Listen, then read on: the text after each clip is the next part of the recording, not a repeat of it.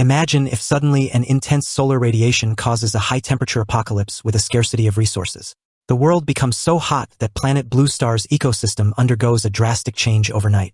Just a single drop of water could provoke desperate fights.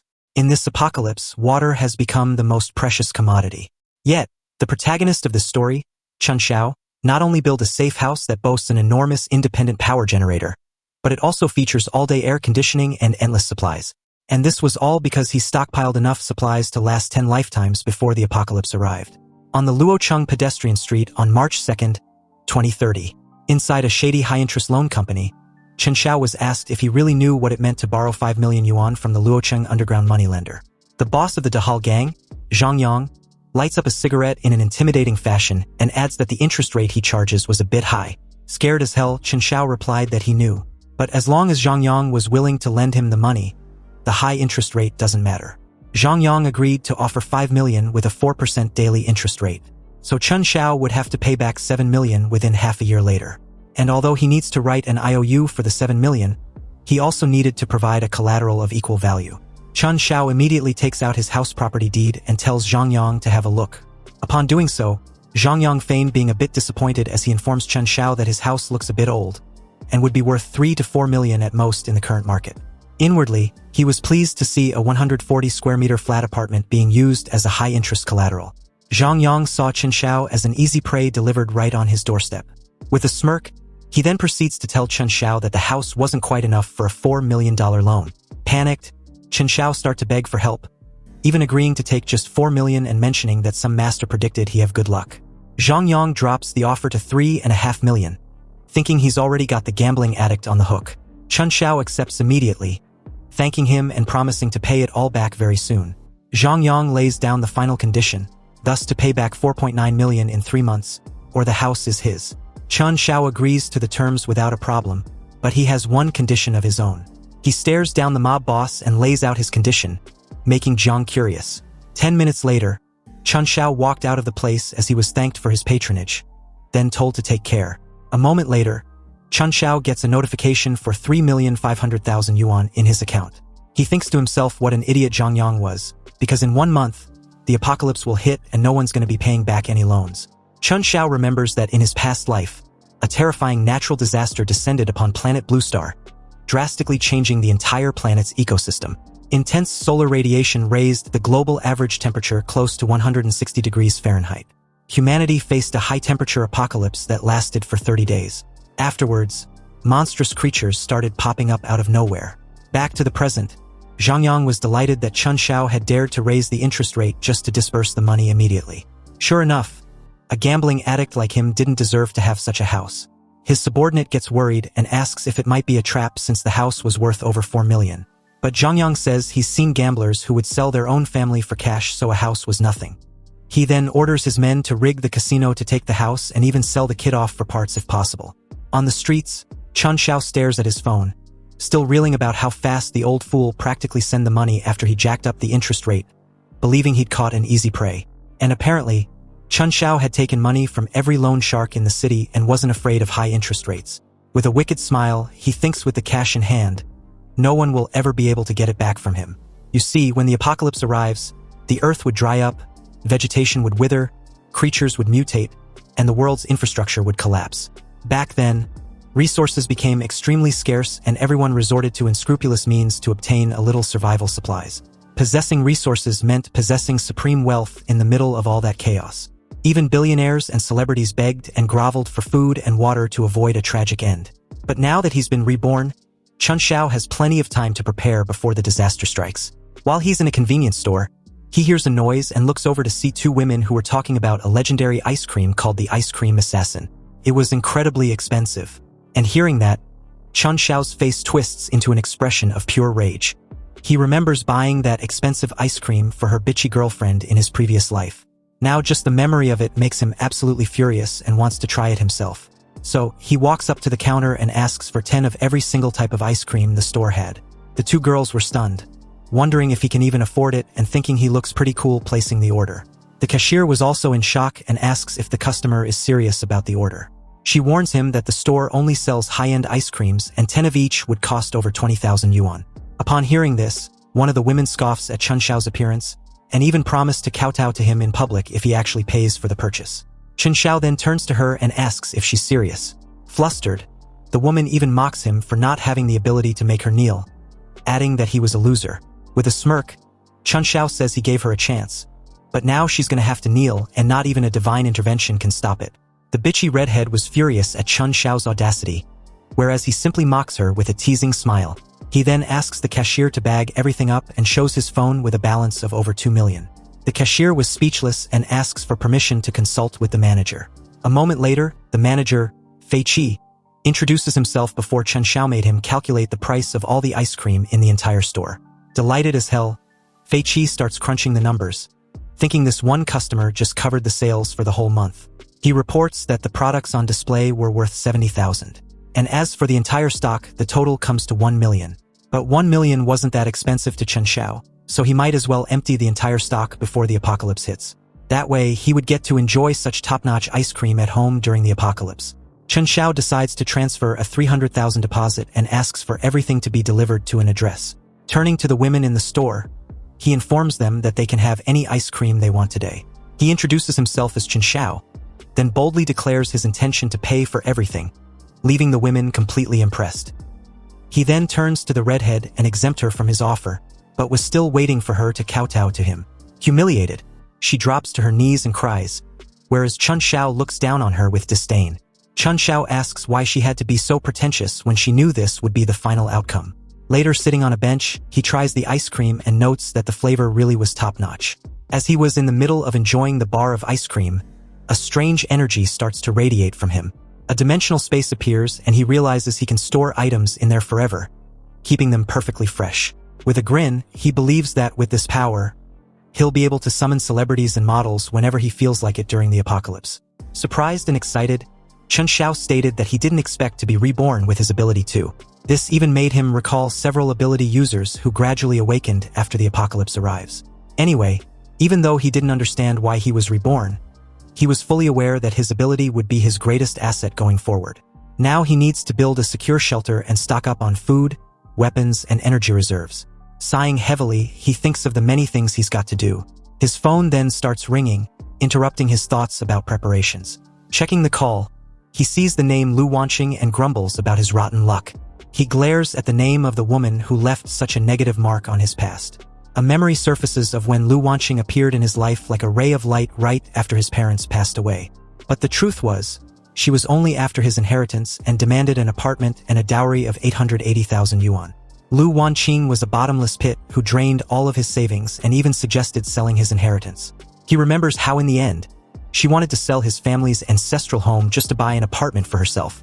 In his past life, she introduced him to a powerful man saying he was the special material the guy was looking for. When the apocalypse hit, he tried to protect her, but the bitch sold him off like a cattle to team up with someone stronger. His captors then found him boring and simply considered whether they should just use him as food. In the end, not even his body was left in one piece. Back to the present, he smiles with a clear thirst for revenge. Since Lu Wanqing called him, it was time to settle the score. As the scene shifts to a luxury hotel, Lu Wanqing hears Chun Xiao asking if something was wrong. Lu Wanqing feigned being heartbroken and explained that she was out with some friends and accidentally lost a gold necklace she really loved. With a wicked grin, Chun Xiao expressed his desire to buy her a new one. In fact, he promised to buy her 10. Lu Wanqing is surprised by Chun Xiao's generosity, and he lied that he'd made a little profit investing in crypto, so he had decided to spend some on her. Lu Wanqing warns him about potential scams, but Chun Xiao replied that he was tired of playing small, so he had decided to invest big. Chun Xiao then reveals he needs a loan and wants her to be a witness, offering 5% of the amount as a fee. Stepping out of the bathroom, an old man asks why she was taking so long in the shower. Lu Wanqing's tone immediately turns coquettish, pleading with the old geezer, whom she calls Honey, to wait just a little longer. She would be ready right away. She thinks to herself that the old geezer only gives her 5,000 a night, but signing the paper for Chun Xiao will get her 50,000 with zero risk. And at that moment on the other end, Chun Xiao's expression turns wicked just thinking of having his revenge. He expressed his desire of waiting for the bitch to fall into his trap. Anyway, the scene then shifts to a high-rise building, where Chun Xiao meets a specialist who would be in charge of building his safe house. According to Chun Xiao, within 1 month, he wants his apartment to become an impenetrable fortress. The windows need 3-meter bulletproof composite glass with invisible anti-theft mesh installed. The walls should also be reinforced into 3-meter bulletproof exterior walls, earthquake resistance rating of and/or higher. The entire roof should be paved with solar panels, plus an independent power generation system to ensure electricity, configured with an air purification filtration system to prevent external toxic gases from entering. Independent ecological system including 72 hours of oxygen supply and a water circulation device. Equipped with explosion-proof doors, and the entry system should have a dual verification, biometric recognition and mechanical lock. In short, within 1 month, it must be rebuilt into an impact-resistant house with a life support system. The guy was shocked, wondering if his client is an apocalypse delusionist who'd watched too many sci-fi movies. Chun Xiao pressures him, reminding him that his resume stated that he was a defense master who'd designed bunkers for top billionaires. In the moment, the engineer then thinks he'd found another rich guy who's been brainwashed by doomsday theories. Chun Xiao then shows his phone and offers a 1 million deposit, telling the man to name his price. The guy was ecstatic, thinking he's found a rich idiot. He believed this single job will set him up for life. Chun Xiao warns him that the quality of the materials will be inspected, and the man promises to build everything solid as a rock. But in that moment, they were both thinking different things. The engineer plans to rip him off, and Chun Xiao knows the guy won't be around to collect the rest of the payment. With the fortress underway, Chun Xiao thinks about the next step, like stocking up on supplies, medicine, and food. He knows that in the apocalypse, the most dangerous thing was other people, and firearms are hard to come by. With that in mind, he walks down the street while scrolling through his phone, looking for a solution. He finds a contact that promises a secure source and honest dealings for illegal goods. So he asks how to buy and gets an address with a meeting time set for 8 p.m. Arriving at the location, Chun Xiao finds it odd that the seller chose such a busy place. Suddenly, a woman runs right past him while being chased by 3 angry men. There's panic all over her face as she tries to escape down the dark street. The aggressors catch up to her and accuse her of trying to pull a fast one on their turf. In desperation, the woman grabs onto Chun Xiao's arm and begs for help. Chun Xiao was shocked to recognize her as Liu and wonders what she's doing there. He watched the situation in astonishment as the 3 caught up and forcefully grab her by the hair. Liu cried and begged for help. But still in a daze, Chun Xiao looked at her closely to confirm her identity, remembering his middle school days when Liu was the genius goddess looked up to by countless boys as a radiant light. Snapping back to reality, Chun Xiao briefly closes his eyes at the sight of the guy still violently pulling Liu's hair, demanding she hand over the money if she wishes to be released. One of the guys intervened with a malicious smile, suggesting they make her pay with her body if she didn't have the money. In that moment, Chun Xiao, who couldn't remain silent anymore, intervened with a sharp look and demanded they let her go. But upon hearing this, the men turned towards him with disdain. Then one of them charged forward with the intention of teaching him not to meddle in what clearly didn't concern him. But Chun Xiao dodged the attack with unexpected ease and agility. He grabbed the attacker's hand and twisted it with force that made him scream in pain. Then, with a lightning-fast movement, he knocked him to the ground with a powerful punch. At that moment, a system window announced the detection of intense negative emotions of fear, pain, and anger. Chun Xiao stood amidst an aura of energy, surprised by the activation of the negative emotion harvesting system, something he didn't possess in his previous life. The situation didn't give him time to think as the guy forcefully tore off a piece of Liu's clothes, before threatening to kill her if Chun Xiao moved a single step. But another person suddenly intervened, throwing a brick with amazing speed and accuracy which hit the guy squarely in the face, nearly knocking him out. The other 2 were stunned for a moment, but after mocking them as trash, this person, Mutsong, also scolded them for bullying a defenseless girl. The men flew into a rage and rushed towards them with weapons in hand, screaming with the intent to kill. But the 2 faced them without any ounce of hesitation, countering their attacks with ease. While Mutsong managed to take down the guy with the bat, Chun Xiao focused his gaze sharply on the other before he was dealt with a powerful kick that literally knocked the air out of the guy. He then switched to a punch straight to the face, whereas Mutsong delivers a devastating kick of his own to send the other flying, then followed it up with a stump to the stomach. In less than no time, Chun Xiao and Mutsong stood over the bodies of the aggressors who had been beaten shitless. Chun Xiao gave them a cold look and ordered them to scram. The 3 immediately fled screaming in terror as the system also announced gaining a point each in fear, panic, pain, despair, and humiliation. This negative emotion harvest points reached 10 for the first time, unlocking an expansion for his spatial storage. Chun Xiao smiled to himself, realizing that the idea of harvesting negative emotions from others was truly interesting. As he reached over to help Liu, she thanked him for saving her even though she was a bit taken aback of running into him. Out of concern, Chun Xiao asked if she was hurt, then gave her a shirt to use to cover herself. He advised her to be careful before seeing her off. Meanwhile, the moment Liu Yu left, Mutsong mocked how awful Chun Xiao's heroic feat of saving the beauty was.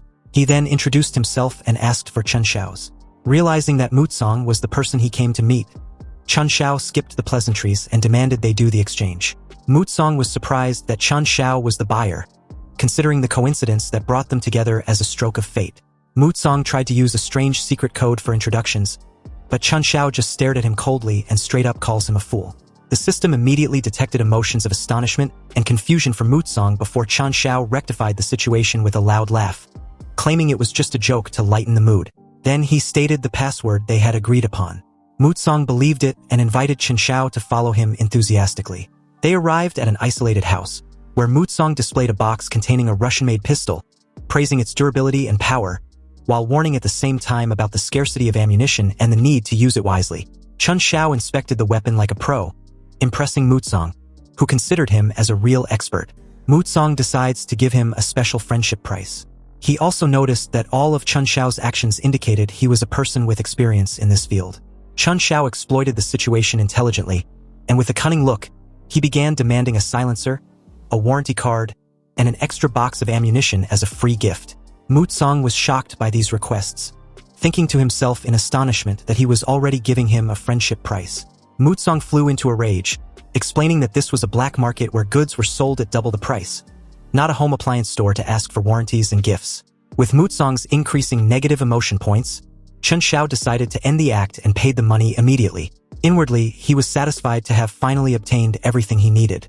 Now there was only one thing left.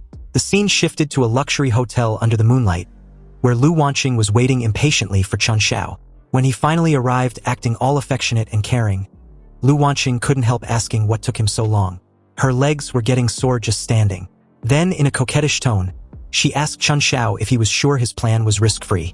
Chun Xiao reassured her, explaining that it was just a formality. And besides, he wouldn't ever dream of scamming his most cherished treasure. Hearing this, Lu Wanqing was totally hooked. She grew confident, recalling how Chun Xiao had been practically worshipping the very ground she walked on. From nearly selling his own blood just to buy her a handbag to wanting to sell his inheritance for a dowry. Lu Wanqing was absolutely certain Chun Xiao wouldn't have the guts to cross her. In the loan office, Zhang Yang praised Lu Wanqing's beautiful signature while she signed as a guarantor. Inwardly, he thinks of how naive she believes her signature was just a formality. But the moment that ink dries, the debt would fall on her head and she wouldn't be able to pay it back. Zhang Yang couldn't help just thinking of how Lu Wanqing would have no choice but to pay with her body. Meanwhile, the very moment Lu Wanqing finished signing the document, Chun Xiao thanked her inwardly, as her greed was what enabled him to pay the final installment for his safe house. Everything progressed smoothly after that before Chun Xiao returned to inspect his safe house. The engineer confirmed that the place had become a fortress with military standards, thermally insulated and resistant to explosions and even nuclear attacks. Chun Xiao paid the engineer generously and thanked him for the solid quality of work. In his safe house, while sitting on the sofa, breaking news blared about unprecedented solar activities and extreme heat waves that would hit the planet. The news warned of temperatures that would shatter records, while Chun Xiao polished his pistol with a white cloth. He directed his gaze towards the window with a sharp look full of determination, whispering to himself that the decisive moment had arrived. He walks to the window to look at the city.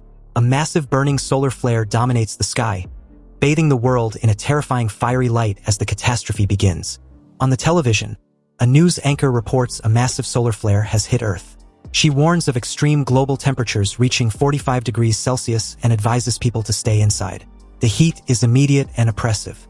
As sweat pours down his face, Chun Xiao grimly knows this is only the beginning.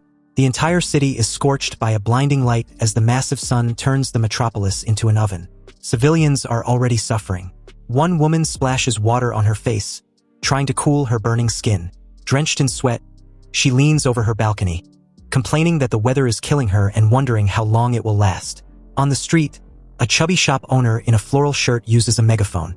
He tells frightened neighbors that temperatures will keep rising and warns of a supply shortage, urging them to buy his last batch of goods before rationing begins.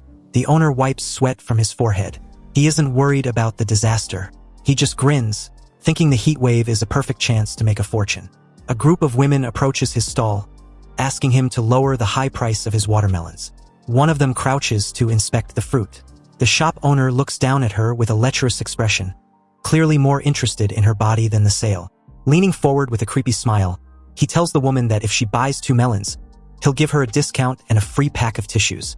He then suggests the women come to his house at night to enjoy his air conditioning. Looking uncomfortable, they quickly decline his offer.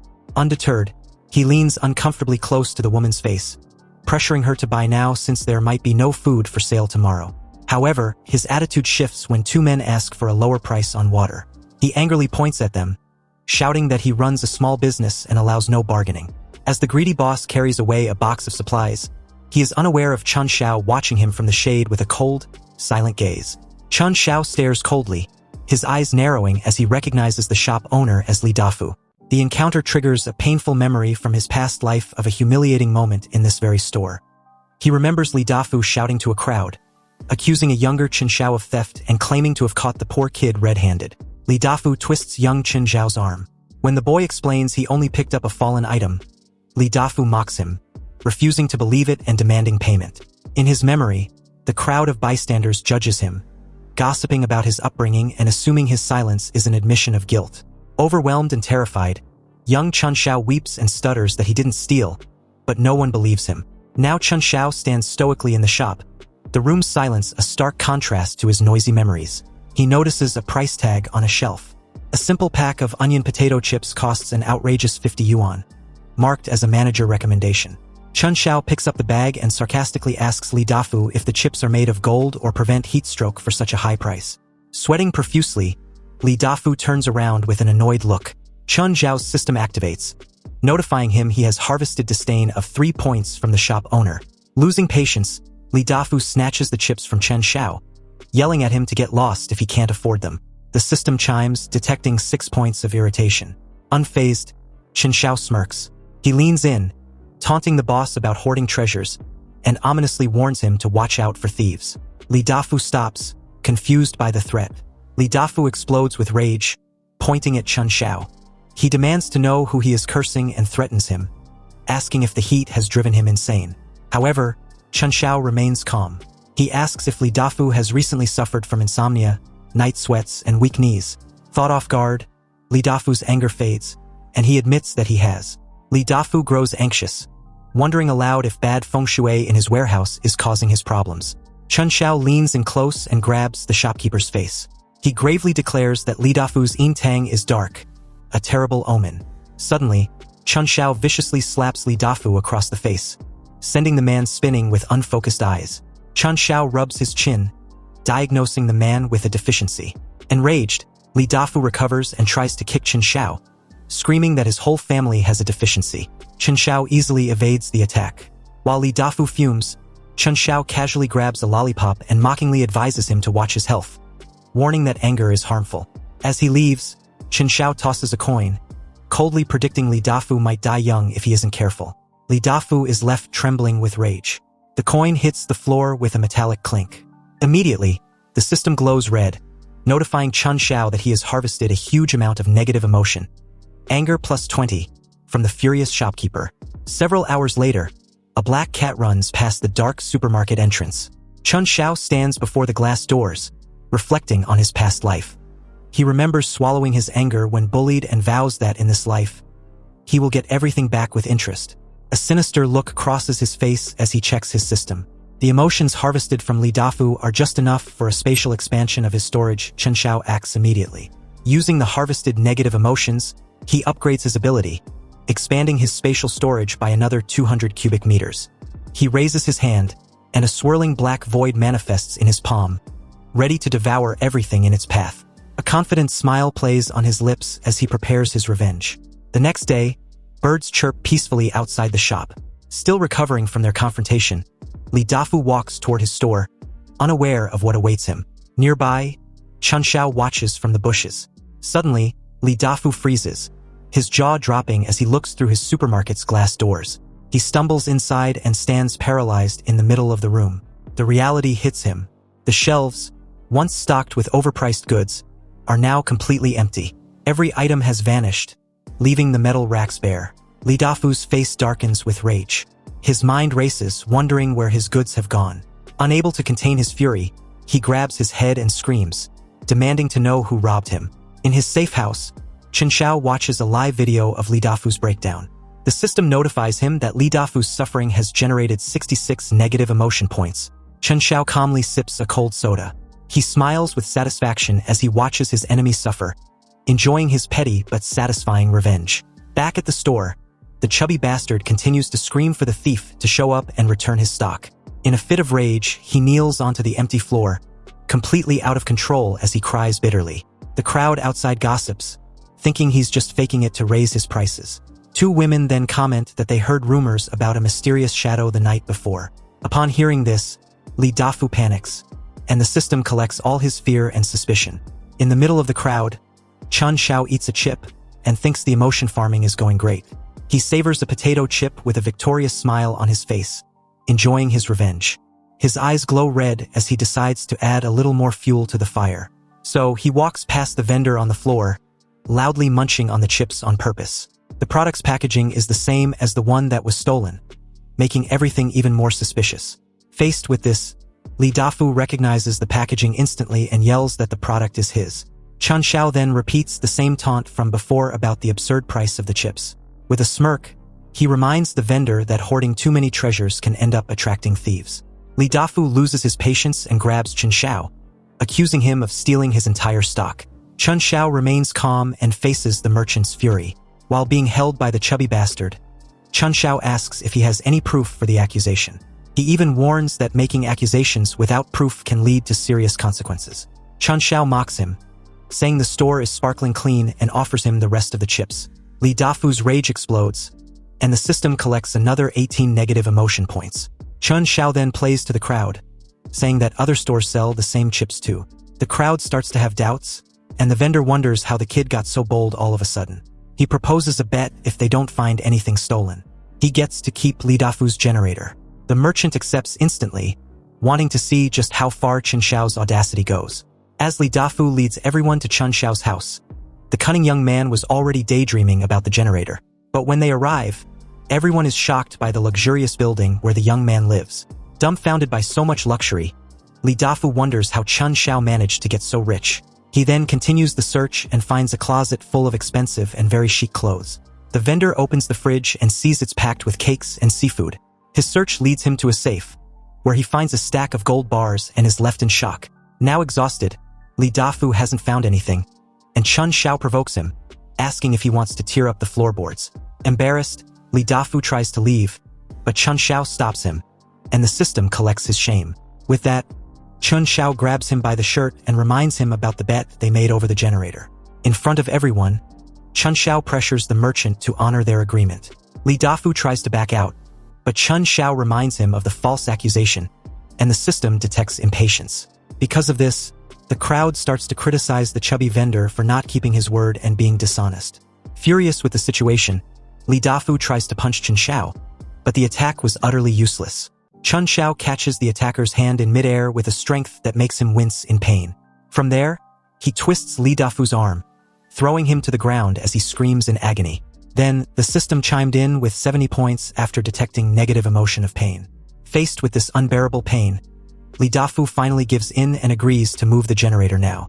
Chen Xiao then tells him to be quick about it, thinking that without the generator, he's going to suffer big time in the future. The system detects all the fatty vendor's humiliation of 30 points, pain of 86 points, and fear of 101 points. Chen Xiao was smiling with satisfaction when suddenly, his cell phone starts to ring, and the name Lu Wangqing appears on the screen. On the other end of the line, Lu Wangqing complains that some debt collectors have been following her for the past 2 days. She asks why she's being followed, and Chen Xiao listens to everything with a cold expression. On the phone, Lu Wangqing yells, demanding to know why the Dahal gang is after her now. Chen Xiao plays innocent and says his heart breaks at her distrust. Inside, he's smiling with satisfaction, as the gang was much faster than he expected. With complete calm, he asks if the guys already know where she lives, or if they've said anything to her. Lu Wangqing replies that she managed to lose them, but keeps insisting on knowing the whole truth. Chen Xiao reassures her, telling her not to overthink it, as it could all be just a misunderstanding. He then takes a seat to enjoy a very luxurious meal. And on the other end of the line, Lu Wangqing is completely shocked by what she's seeing on her screen. He shows her a plate of grilled salmon, just to provoke her a little more. She can't believe it and asks how he can still get food of that quality. Casually holding a can of soda, Chun Xiao says he has plenty more of that in his stash. Lu Wangqing is stunned and asks if he really has a huge stash of food saved up. She thinks that with the heat, supplies are scarce and wonders how he got so rich. Chun Xiao taunts her, saying it's great to eat something like this when the weather is hot. He then savors a piece of salmon right in front of the camera to make her even more envious. Lu Wangqing was still in shock and can hardly believe Chun Xiao was eating real salmon. Because of this, her desire grows and she screams in desperation that she really wants some too. With a wicked look, he cynically asks if she has enough to eat over there. At that point, Lu Wangqing switches tactics and says she's very scared to keep living alone. She keeps up the act and says she feels like the dead collectors are still nearby. And so she offers herself up, asking if she can stay at Chun Xiao's place for a few days to feel safe. With a seductive voice, she starts to imply that she can return the favor in some way. Lu Wangqing then expressed her desire to keep him company if he shelters her. Chun Xiao smiles victoriously. His plan had worked, and the bitch fell for the trap, hook, line and sinker. He teases her, reminding her that she never let him visit, but is now willing to send the address for him to pick her up. Lu Wangqing says the situation is different now and sends her address because he's her protector. With a triumphant smile, he tells her to wait at home and not to wander around to avoid trouble. Lu Wangqing, on the other hand, underestimates him, thinking he's just another fool who fell for her charms. Chun Xiao hangs up the phone, thinking how arrogant she used to be, and now she's selling herself out for food. With a cold look, he's already planning the next steps of his revenge against the gold-digging bitch. Suddenly, the doorbell rings and an old woman with a child was at the door, calling for him. Chun Xiao goes to the door and looks through the peephole to see who's on the other side. Upon opening it, he greets Auntie Wang and asks calmly what she wants. This old neighbor says her air conditioner broke and asks to stay at his place because of the heat. Chun Xiao reminds her that she called him a beggar and had the security guards throw him out in the past. A memory then shows the woman and her husband mercilessly humiliating a young Chun Xiao and his mother. Back in the present, Auntie Wang tries to justify herself, saying that was all a long time ago. She gets furious and accuses him of being inhuman, but he scoffs that at least he has air conditioning. With that, Chun Xiao slams the door in her face without any hesitation. The woman curses him out and the system detects her anger, collecting 38 negative emotion points. From inside, Chun Xiao just smiles, satisfied to have gotten revenge on one more person. After that, Chun Xiao swaps the SIM card in his phone with a new one. And with the new number, he prepares to put the next part of his plan into action. He then makes an anonymous call directly to the members of the dangerous Dahal gang. He informs them that he knows Lu Wangqing's address and that she lives alone, making her an easy target. With everything set up, he just waits for things to unfold. Shortly after, Chun Xiao goes to the balcony and observes the city, thinking about Lu Wangqing's fate. With a satisfied demeanor, he thought to himself that the show is about to begin. Night falls over the city of Luocheng and an air of tension spreads. Meanwhile, that very night, Lu Wangqing admires herself in the mirror, confident that she will soon move into the comfort of Chun Xiao's air-conditioned fortress. Sitting on the edge of her bed, she gets lost in arrogant fantasies. She envisions Chun Xiao kneeling to serve her, convinced that a carefree life of luxury is the only thing worthy of her status. Completely relaxed, she lies back and lights a cigarette, waiting for Chun Xiao. Suddenly, she hears knocking at the door, and assuming her loyal dog has arrived, she rushes over with a fake smile. She opens the door and immediately mocks the visitor for being so eager to please her. However, her smile instantly vanishes, replaced by pure shock and horror. Instead of Chun Xiao, she sees the mob boss, Zhang Yang, and his men. Terrified, she stammers, asking how they found her. Zhang Yang ruthlessly slaps her across the face, reminding her that the money owed to the Dihai gang is due today. Lu Wangqing falls to the floor in panic. She screams that Chun Xiao borrowed the money and tricked her into signing the papers, begging them to find him instead. Uninterested in her excuses, Zhang Yang holds up the contract. He shouts that since she signed it, she is responsible for the debt. Zhang Yang orders his men to search the apartment and take every valuable item they can find. As thugs haul away furniture, a desperate Lu Wangqing screams at them to stop. She insists she is calling Chun Xiao and that he will be there soon to pay. However, Zhang Yang sits casually on her sofa, gathering her luxury handbags and jewelry on the table. Lu Wangqing stands before him, terrified, as he inspects her possessions. Zhang Yang holds up a handbag with disdain, remarking that these scraps aren't even enough to cover the interest on her debt. With a greedy grin, he reminds her that his men didn't travel in this heat just to leave empty-handed. He stands up, casting a large shadow over her. Lu Wanqing backs away in fear, begging him not to come closer and insisting the money is with Chen Xiao.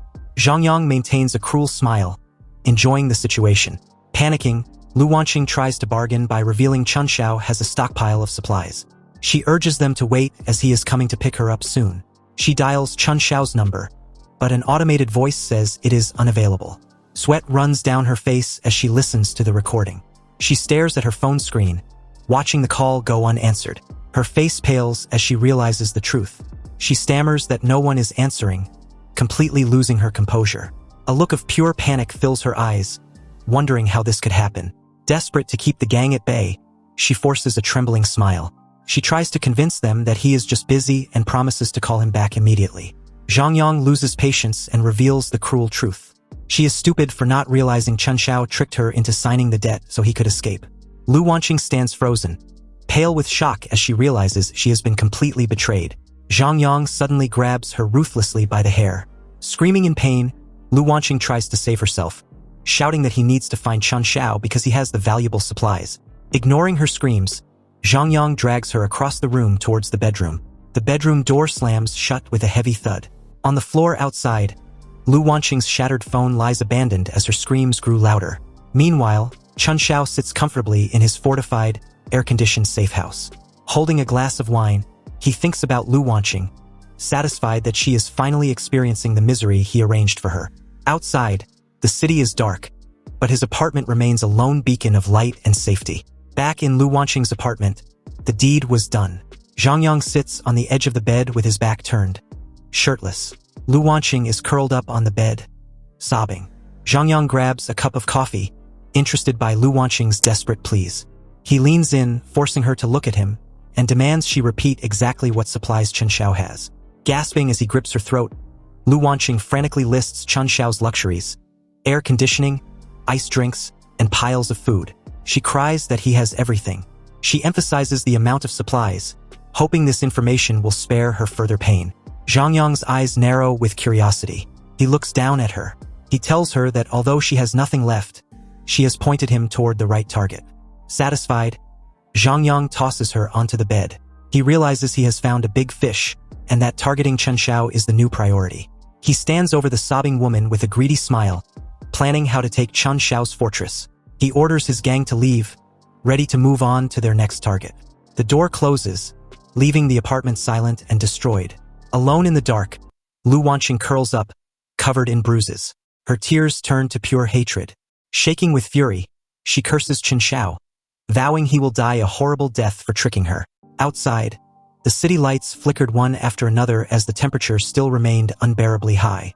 And beneath this suffocating heat, the Dihai gang were silently approaching Chen Xiao's safe house. Led by the old hag Auntie Wang, this mob was now certain that Chen Xiao had plenty of food and drinks, with a 24/7 AC. She also added that Chen Xiao was extremely stingy, and hadn't even shared a single food or sip of water with his neighbors. Due to how well the old hag had helped the Dihai gang in finding Chen Xiao's apartment complex, the mob boss promised her plenty of benefits once they were done with the raid.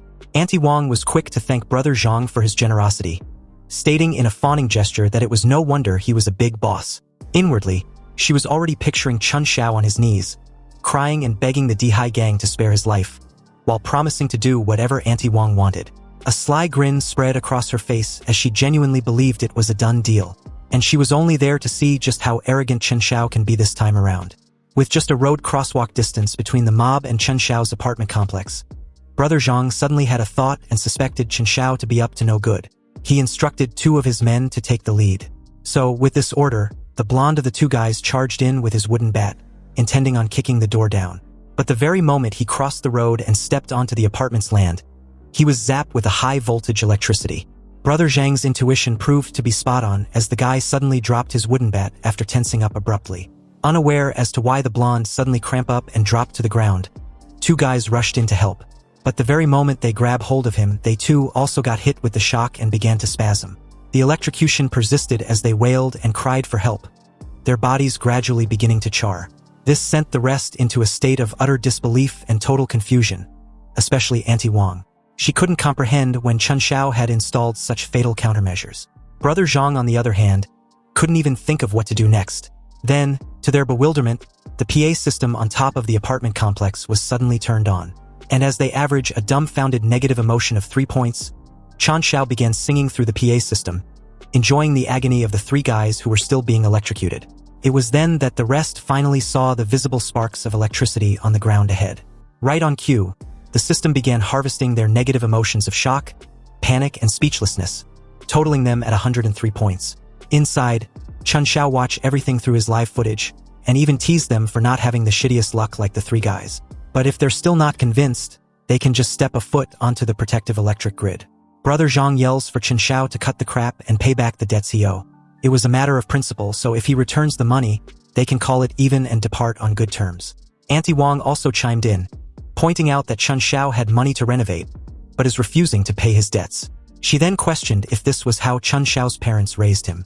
Chen Xiao continued to watch with a smug look, before his expression suddenly turned dark, his tone cold as ice as he informed Brother Zhang that the 4 million market price of his apartment was more than enough to offset the 3.5 million loan.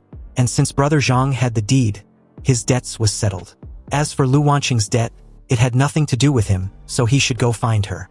Sweating bullets, an enraged Brother Zhang cursed, knowing full well that supplies were now paramount for survival. Everything else, including debts, was meaningless and offer absolutely no value. Chen Xiao casually munched on his ice cream bar and calmly offered Brother Zhang a piece of advice. He stated that a wise man submits to circumstances, and while he was in a good mood, it was in their best interest that they part on good terms. Otherwise, if they keep looking for trouble, he won't be lenient anymore. Chen Xiao then pressed on a red button on his desk, and almost immediately, the 3 guys in the protective electric grid got hit with an even more powerful voltage. They wailed and begged their boss for help. They can't hold on anymore, and hope he quit antagonizing Chen Xiao. In that moment, their pain and despair reached an astonishing 140 points. And on the other hand, Brother Zhang and the rest of his men were instantly overwhelmed with an intense sense of dread, their fear palpable on their faces. Brother Zhang was the first to make a run for it, his anger harvested at 78 points. And as the rest of his men helped their 3 brothers, Brother Zhang warned Chen Xiao to just wait because the Dihai gang won't let him off. Meanwhile, as Auntie Wang was left behind, the old hag was caught between following their lead or try begging Chen Xiao for mercy. In that moment, she felt like a tiny prey in the sight of a ferocious beast. The very next morning, everyone was locked inside their home as the temperature reached 52 degrees Celsius. And as they suffer silently under such unbearable heat, Chen Xiao was happily enjoying a meal. On the television, a news anchor reports the recent cases of death from heatstroke appearing in many areas of the city. So citizens were now advised to avoid going out as much as possible. Chen Xiao noticed the excessive buzzing of his phone and checked the homeowners group chat. There, he saw that Li Dafu and Auntie Wang were soiling his name. They call him selfish, questioning if he was even human. Obviously, he was unfit to be a neighbor. He clearly has supplies but refuses to share just a little. Chen Xiao seemed to enjoy watching the elderly and children die from the heat and hunger. The moment these comments were posted, the flying monkeys also chimed in, trying to morally blackmail Chen Xiao into sharing his supplies. Casually taking a sip of water, Chen Xiao mindlessly scrolled through the messages in the group chat. At the same time, the negative emotion from them also kept pouring in. Jealousy was at 99 points, and anger was at 101 points, tallying his negative emotional value above 1,000 points. With this achievement, the system immediately started calculating suitable rewards. Inside his climate-controlled Safehouse, Chen Xiao stands before his open refrigerator, stocked with fresh food and drinks. To taunt his suffering neighbors, he smirks and takes a photo of his supplies. He posts the picture to the group chat, joking that his stockpile is large and asking who wants some. The neighbors bite the bait. Residents beg for a share. Auntie Wang shamelessly asks for delivery due to her bad legs, and others arrogantly demand water. Chen Xiao's expression turns cold. He replies that he isn't running a charity for freeloaders and will only accept trades of equal value. The neighbors' begging instantly turns to fury. In the chat, Auntie Wang and others insult him, calling him selfish and cursing him with karma. Having harvested enough negative emotions, Chen Xiao leans back on his sofa with a fresh apple. Suddenly, a system notification gets his attention. The system announces his negative emotion value has reached 3,000, unlocking spatial cut, a new skill that creates a microscopic rift within 3 meters. Intrigued, Chen Xiao activates the skill. He focuses on the apple on the table. With a swift hand wave, he unleashes the invisible blade, slicing the apple perfectly in half. Chen Xiao smiles, a dangerous glint in his eyes, thinking his survival game just got more interesting. That night, an orange off-road vehicle stops suddenly on a deserted city street. A woman in red high heels steps out. It is Lu Wanking in a black evening gown, looking arrogant and ready for revenge. Suited bodyguards stand by the open jeep door where mob boss Zhang Yang sits, exhaling smoke. He looks intense as he lights a cigar, preparing for the raid. On the street, Zhang Yang asks his subordinates to confirm if this is Chun Zhao's location. His men confirm the target is in the complex's innermost building. To show his ownership, Zhang Yang gropes Lu Wanking's backside. He holds her close and teases her, asking if she'll feel heartache seeing her former lover raided. Lu Wanking plays the devoted mistress, leaning into him seductively and claiming her heart now belongs only to him. She speaks of Chun Xiao with pure disdain, calling him a useless piece of trash. However, her face twists with fury as she declares that tonight, Chun Xiao will die. Their conversation is interrupted when Zhang Yang spots someone approaching from the residential area. It's Li Defu, the supermarket owner, and a neighbor. Driven by greed, they run to the gang, offering to help block Chun Xiao's escape in hopes of getting on their good side. Zhang Yang looks at the desperate neighbors and makes a deal. If they help capture Chun Xiao, he will share a portion of the supplies with them. Li Defu, thinking he's safe, eagerly leads the gang, calling the mob boss Big Brother and promising a shortcut. Meanwhile, other neighbors are looting supplies on the street, unaware of the approaching danger. The gang, led by Zhang Yang and Lu Wanking, follows Li Defu as he explains the complex's layout. However, when Li Defu points to his own home to show solidarity, a red-headed thug coldly says the entire building now belongs to them. Panic sets in. The gang is surrounded by an anti-Wang and a neighbor scream, realizing the gang plans to take everything, even from those who helped. The mob shows no mercy, beating the neighbors down. Lying in the dirt, they regret their greedy mistake of trusting these beasts. With the neighbors subdued, Zhang Yang, Lu Wanking, and their armed thugs prepare to move on to their main target. They gather at the base of Chun Zhao's building, looking up at its high walls. Suddenly, a massive armchair hurtles down, crashing on the pavement in front of the startled gang. Unconcerned by the army at his doorstep, sitting in the armchair, he looks down at the mob and asks with a smirk if they're all looking for him. Zhang Yang hugs Lu Wanking and yells up, threatening death and demanding supplies in exchange for leaving Chun Zhao's corpse intact. Chun Xiao ignores the threat, simply wiping his mouth with a napkin. His eyes glow with a menacing red light as he glares down, scolding the mob boss for rudely disturbing his meal. Zhang Yang's eyes widen, shocked by his prey's arrogance. Furious, Zhang Yang points at the building and screams for his men to cripple Chun Xiao. The confrontation becomes a street brawl. Chun Xiao weaves through the gang, easily dodging a punch.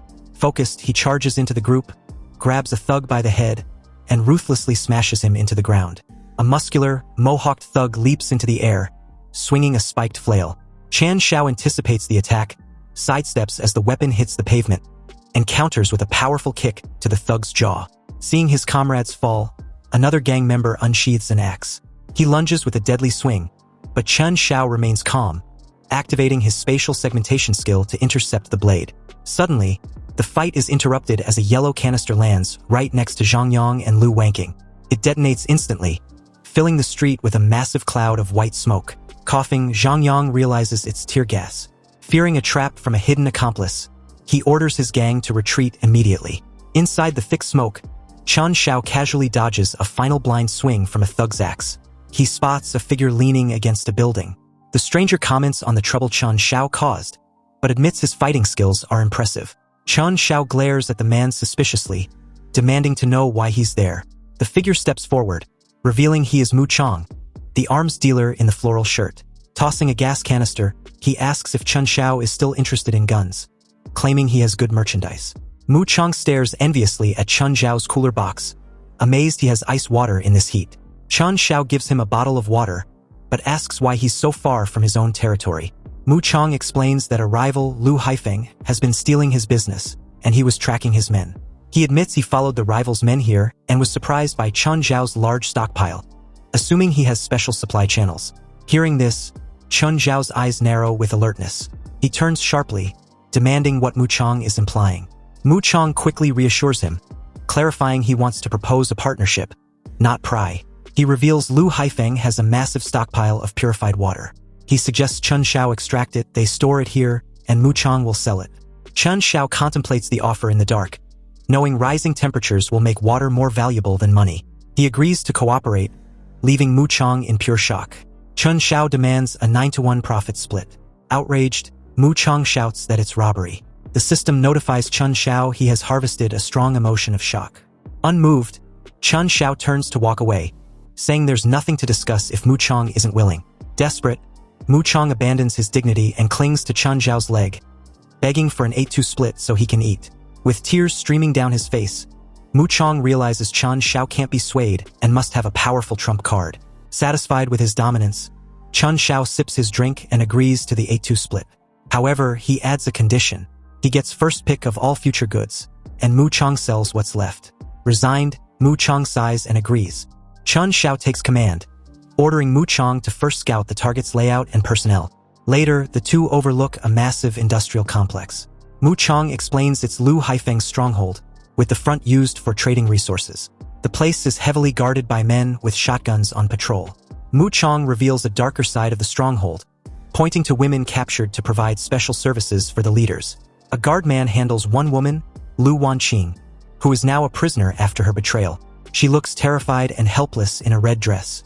Mu Chang points out the rear water storage area, but admits he hasn't found the exact tank. Chun Xiao outlines his plan. He'll scout alone, and on his signal, Mu Chang must create a diversion. Mu Chang doubts how he can move the water by himself. Ignoring the doubt, Chun Xiao leaps from their vantage point toward shipping containers patrolled by guards below. Now on the ground, Chun Xiao moves confidently through the facility, dressed in dark clothing. However, he is quickly noticed. A guard stops him, noting his unfamiliar face and demanding his ID. Chun Xiao calmly shows a card, claiming Boss Lu sent him to count the water stock. The guard isn't fooled. He laughs, points his shotgun at Chun Xiao's back, and mocks the childish trick. The system registers the guard's mockery, adding to Chun Xiao's points. Chun Xiao decides his spatial cut is for more than peeling fruit. With cold resolve, he rests a hand on the guard's shoulder. He suddenly swipes the ID card. Infused with his spatial power, the plastic turns razor-sharp, slicing through the guard's neck. The guard collapses instantly, not comprehending what happened. As blood sprays from the fatal wound, another guard witnesses the gruesome scene. Chun Xiao's system registers a surge of horror and pain from the victim. Overcome with shock, the guard pulls out a pistol and, screaming in panic, aims at his partner's killer. The guard opens fire, the muzzle flash illuminating the dark industrial site. But Chun Xiao moves with superhuman agility, easily evading the bullets. He retaliates with a long-range spatial slash. The guard keeps shooting but is no match for the invisible blade, which slices him in half mid-stride.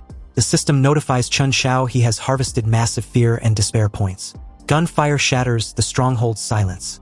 Reinforcements rush to the scene, including a guard with a rocket launcher. Outnumbered, Chun Xiao hides in the shadows against a concrete wall. He stays still as the frantic guards run past, not noticing him. While Chun Xiao hides, a pale hand suddenly emerges from the shadows behind him. He freezes, shocked to realize someone has found his hiding spot. Outside, the stronghold is in chaos. Guards swarm the area around the massive chemical tanks, hunting for the intruder. Armed silhouettes patrol past corrugated metal buildings, weapons raised as they hunt the killer. The figure in the shadows is Li Yuyu. She presses a finger to her lips, signaling him to be quiet. Crouched behind a shed, Chun Xiao asks why she is here. She sadly explains the gang captured her and assumes he was caught too. She looks disheveled and hopeless, kneeling on the ground. Chun Xiao asks if she knows where the water is. She nods, explaining her cleaning work let her learn the layout and offers to lead him. For a distraction, Li Yuyu hurls a metal bucket into the courtyard where it clatters loudly. The guards, including the one with the rocket launcher, turn toward the noise. Shouting they've found someone, they rush to the empty bucket. Seizing the opportunity, Li Yuyu leads Chun Xiao down a narrow alley, whispering that this route has no surveillance cameras. Li Yuyu leads Chun Xiao quickly through dirty, rat-infested back alleys to avoid detection. They stop at a large metal door, and Chun Xiao tells her to hide and wait for his return. Alone, he activates his spatial ability, summoning a black vortex in his hand. He focuses his energy, preparing to breach the wall. With a powerful surge, he punches the structure directly. The massive impact shatters the brick wall, sending debris flying as he enters. Inside, a patrolling guard is startled by the explosion. He stumbles back, looking around, confused, terrified and sweating. He clutches his weapon and screams, demanding to know who is there. Chen Xiao steps through the breach, his eyes glowing with a terrifying red as he glares at the guard. Without hesitating, he unleashes a deadly spatial slash. The instant, precise attack slices through the guard's neck before he can pull the trigger. As the guard dies, the system notifies Chen Xiao he has harvested massive shock, fear, and pain points. Hearing from her hiding spot, Li Yuyu begins to worry. She feels that Chen Xiao has been inside for a long time and wonders if something happened to him. She is feeling very anxious and just hopes that he is safe. But when she carefully looks inside, she is completely horrified. The place is full of destruction, and she can't believe what she is seeing. Everything has been wrecked. Suddenly, she notices a figure walking straight toward her out of the ruins. She panics, starts shouting, and gets ready to attack. Then she realizes it is just Chen Xiao. She calmly tells her that everything is handled and says they should leave now. He immediately turns around and starts walking away. Then he pulls out a gun, points it into the air, and fires a single shot. The bullet explodes high in the air. Li Yuyu is shocked by the noise, but Chun starts laughing because he knows exactly what he just did. Meanwhile, waiting outside, Mu Chong sees the signal in the sky and immediately understands. He remarks that Chen Xiao is actually pretty impressive and sounds genuinely surprised.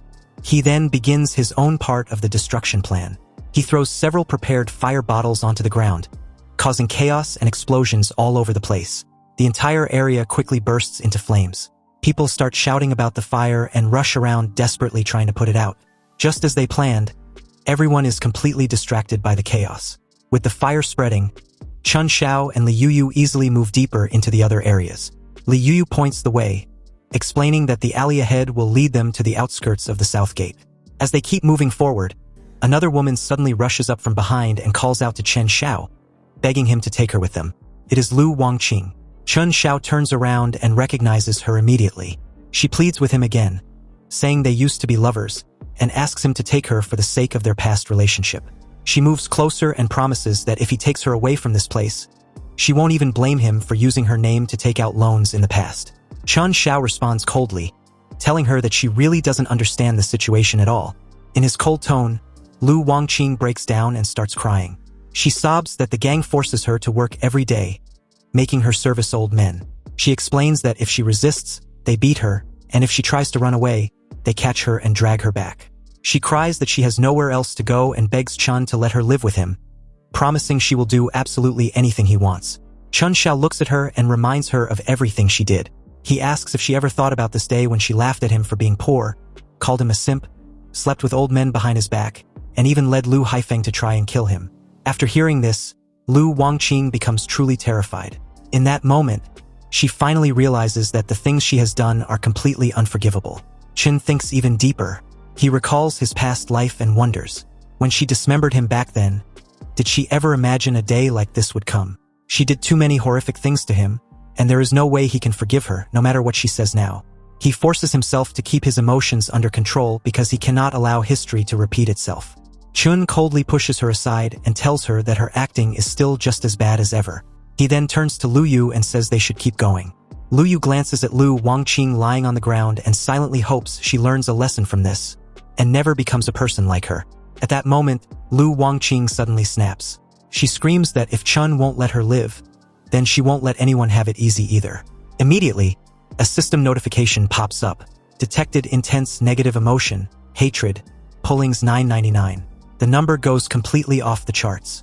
Not long after they leave, the boss of the area arrives. The first thing he asks is about the water, shouting to know if his supply is safe since it is the most valuable thing he has. When his men open the door and see the damage inside, their hearts sink. There is nothing left at all. Then they notice words written on the wall. It clearly says that Boss Lu's water has been taken and next time, his life will be taken instead. Lu completely loses his mind. He shouts furiously demanding to know who did this. He is beyond angry. At that moment, Lu Wangqing speaks up from the ground. She tells Boss Lu that it was Chen Xiao. She lies and claims she tried to stop him, but Chun injured her and insulted Lu, calling him trash. She clings to Lu, deliberately manipulating him further by saying that Chun claimed Lu was unworthy of having such resources. She keeps adding fuel to the fire, warning him that Chun plans to take all of them down. Hearing this, Lu's anger completely explodes. He orders everyone to follow him to the south gate to slaughter Chen Xiao. A massive commotion spreads through the entire camp as the order is given to hunt them down. Up ahead, Chun and Mu Chong both notice the movement immediately. Mu Chong comments on it, clearly understanding that they are being chased. As the entire enemy force gathers behind their boss, Chun calmly mutters that Boss Lu moves faster than he expected. Still, he is already prepared. Lu points forward and screams the order to get him. Everyone behind him charges forward, their anger completely out of control. But this actually gives Chun the advantage. He stays calm and casually throws a torch onto the ground in front of them, instantly creating a huge wall of fire. The group is forced to stop, trapped behind the flames. The boss shouts through the fire that he will make sure Chun Xiao is finished. Right after that, a notification appears. Detected intense negative emotion. Hatred. Plows 9.99. Now, there are two people whose hatred toward Chun has reached the maximum level. Chun, however, stays relaxed.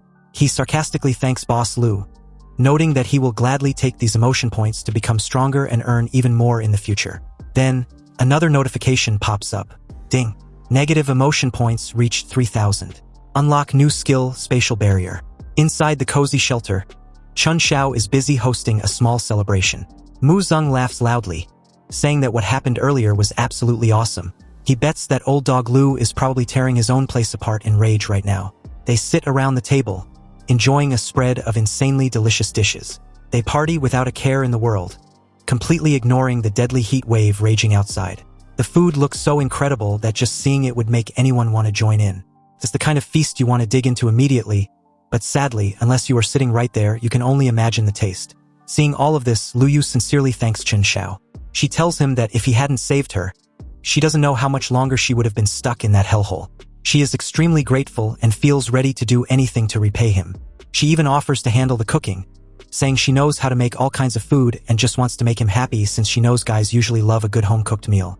Chun smiles warmly and reminds her that they are old classmates, so there is no need to be so polite. He understands her gratitude, but more than anything, he wants her to relax, feel safe, and just take it easy while she is here. Lu Yu insists that she isn't just being polite. She explains that he made her feel like there are still people in this world worth trusting. Mu Chong then chimes in, adding that the whole hero saving the beauty move was pretty impressive too. He jokingly asks Chun to spill the details, wanting to know exactly how he managed to pull it off. He still can't believe Chun emptied an entire reservoir all by himself and wonders if he used some kind of crazy magic. For a brief moment, the room falls into silence.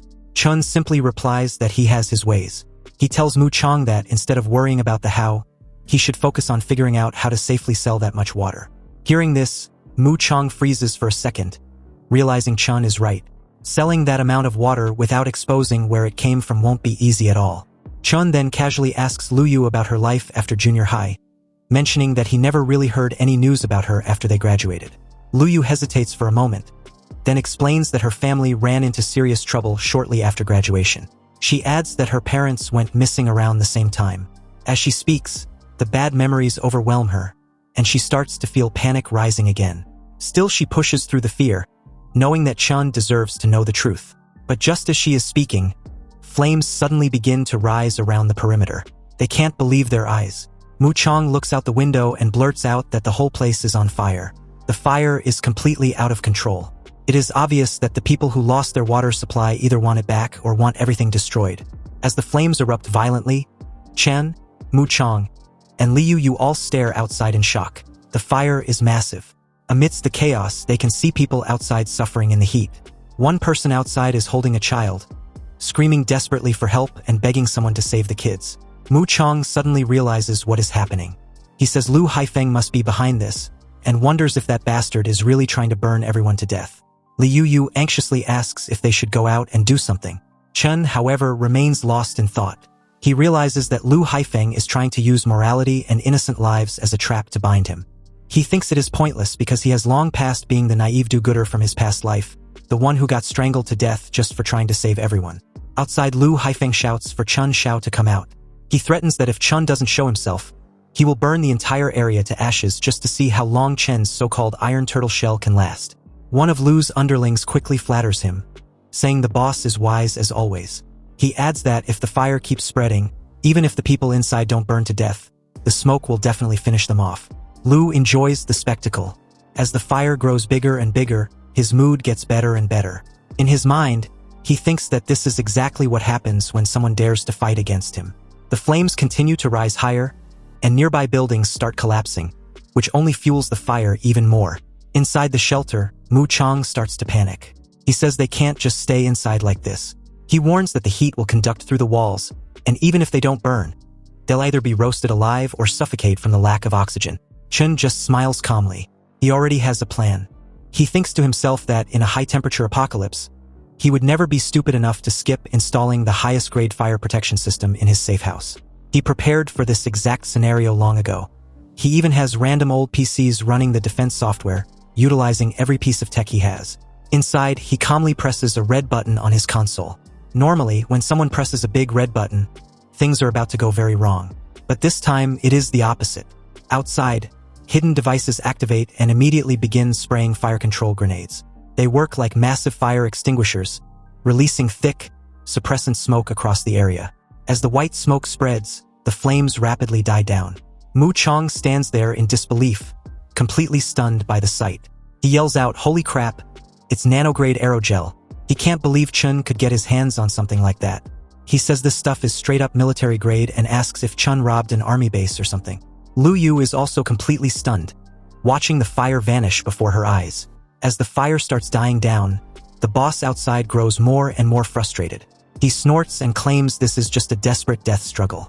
However, he acts like he is prepared for this outcome too. Suddenly, one of the guys nearby tries to launch a sneak attack on Lu, thinking the boss is distracted. The guy swings his weapon with all his strength, but it is useless. The boss is far stronger. He takes the attacker down easily and orders everyone to keep attacking. He says he doesn't believe Chen's junk technology can last forever. He is ready to drag this out. The man beside him panics and stutters, telling the boss that their fuel is almost gone. He points out that the white mist from the house is way too effective. At that moment, Chen's voice echoes out from the shelter. He casually asks Boss Lu if he is done playing with fire and jokes, asking if he wants to come inside for a glass of ice water to cool off. Right after that taunt, a notification appears in front of Chun. Detected strong negative emotion, anger plus 888. The people standing around outside who were hoping to enjoy the fire show are now completely disappointed. With the flames dying down, there is nothing left to watch. Inside his head, the boss changes his mind. He decides that just killing Chen Xiao would be letting him off too easily. He realizes this house is fireproof, sturdy, and completely self-sufficient. In his eyes, it is the perfect shelter, and now he wants it for himself. Brute force didn't work. Fire attacks failed, so he decides there is no need to keep pretending anymore. He thinks that since it has come to this, no one should blame him for tearing away the last bit of civility he has left. As he looks toward the innocent civilians nearby, a look of pure fear spreads across their faces. Chun understands exactly what is about to happen, but he is already prepared for every possibility. With the fire burning nearby, Boss Lu shouts for Chun Xiao to get the hell out and look at all the people suffering because of him. The auntie immediately starts crying and screaming at Chun, calling him a damn little brat. She blames him for offending Boss Lu and dragging everyone down with him, demanding he come out. Meanwhile, another guy yells that Lu Haifeng is a bastard, declaring that if it really comes down to it, they will rush out and fight him to the death. Chun thinks to himself that using other people's lives to threaten him is the oldest trick in the book. Unfortunately, in this world, being soft-hearted is the same as committing suicide. Lu sneers, saying that if Chun wants to hide like a coward, that is fine. He will start with this old guy instead. He grabs an elderly man who is trembling and crying in fear. Suddenly, a voice shouts that Lu Haifeng will die a horrible death for doing this. Hearing that voice and seeing what is happening, Chun immediately recognizes the man as Grandpa Wang. He remembers how this old man once brought him water and told him to survive, saying that as long as he is alive, there is always hope. That memory finally sparks real anger in Chun. He turns and tells Mu Kong to stay inside and protect Yu, stating he is going to settle the score with Boss Lu. The others look at him in shock, but they also understand. As Chun walks out into the sea of flames, he calmly tells Lu Haifeng that their grievances are strictly between the two of them and have nothing to do with anyone else. Lu is still gripping the old man by the collar, a torch burning in his hand. Hearing Chen's words, he throws the old man aside and mocks Chun, saying he is finally willing to crawl out of his shell. He asks if Chun wants to play the hero. Then, he lays out his conditions: pay back the money, hand over the water, and give up his life. Only then might he consider letting the others go. Chun responds coldly that he has no interest in playing the hero. The two of them stare at each other intensely. Then Chun raises his hand and points forward. He says that fighting and killing are boring and only damage one's karma. He adds that he heard Lu started out running a casino, so why not settle this the way Lu knows best? He proposes a bet. If Lu wins, everything Chun owns will belong to him. But if Chun wins, Lu must release Grandpa Wang and get the hell out of this area. Boss Lu bursts out laughing and agrees right away. He throws a dice cup over and says they will bet on who rolls higher. 1 round to decide life or death. Chun quickly catches it and calmly says he is betting on big. He adds that a God of Gamblers showdown is about to begin. Both of them adjust their stances. For a moment, it feels like they are standing in a casino instead of a burning battlefield. They shout loudly as they begin shaking the dice. The dice device is switched on, and the dice inside starts spinning wildly. As the dice roll, everyone around starts cheering for their boss, shouting that Boss Lu will definitely win. Boss Lu looks extremely confident. When the dice stop, he bursts out laughing. He proudly announces 3 sixes, a supreme roll, and declares that Chun has lost. Chun stays calm and tells him not to rush, saying the winner hasn't been decided yet. He then secretly uses a trick to manipulate the dice. He cuts through the dice cleanly and casually remarks that Boss Lu's dice don't seem to be of very good quality. Everyone instantly panics when they see the dice split in half. Someone shouts that the total points add up to 21, which beats the so-called supreme roll. Chun declares that Boss Lu has lost and tells him to release the old man. Boss Lu is furious. He accuses Chun of cheating and immediately charges at him. A notification pops up. Strong negative emotion detected. Anger. Pull 500. As Boss Lu rushes forward with a knife, he curses Chun and screams for him to die. The people around panic and fear. Chen, however, stays composed. He thinks this is the perfect time to test his new skill. As Boss Lu lunges at him, Chun sidesteps effortlessly. He then hurls the dice device at high speed, terrifying Boss Lu. The device slams into the ground, kicking up smoke and debris. Everyone rushes over in panic, asking if the boss is okay as smoke fills the area. Boss Lu coughs and says he is fine. He orders 2 people to go find Chun. As the smoke clears, Boss Lu spots Chun ahead. He points at him and orders everyone to take him down.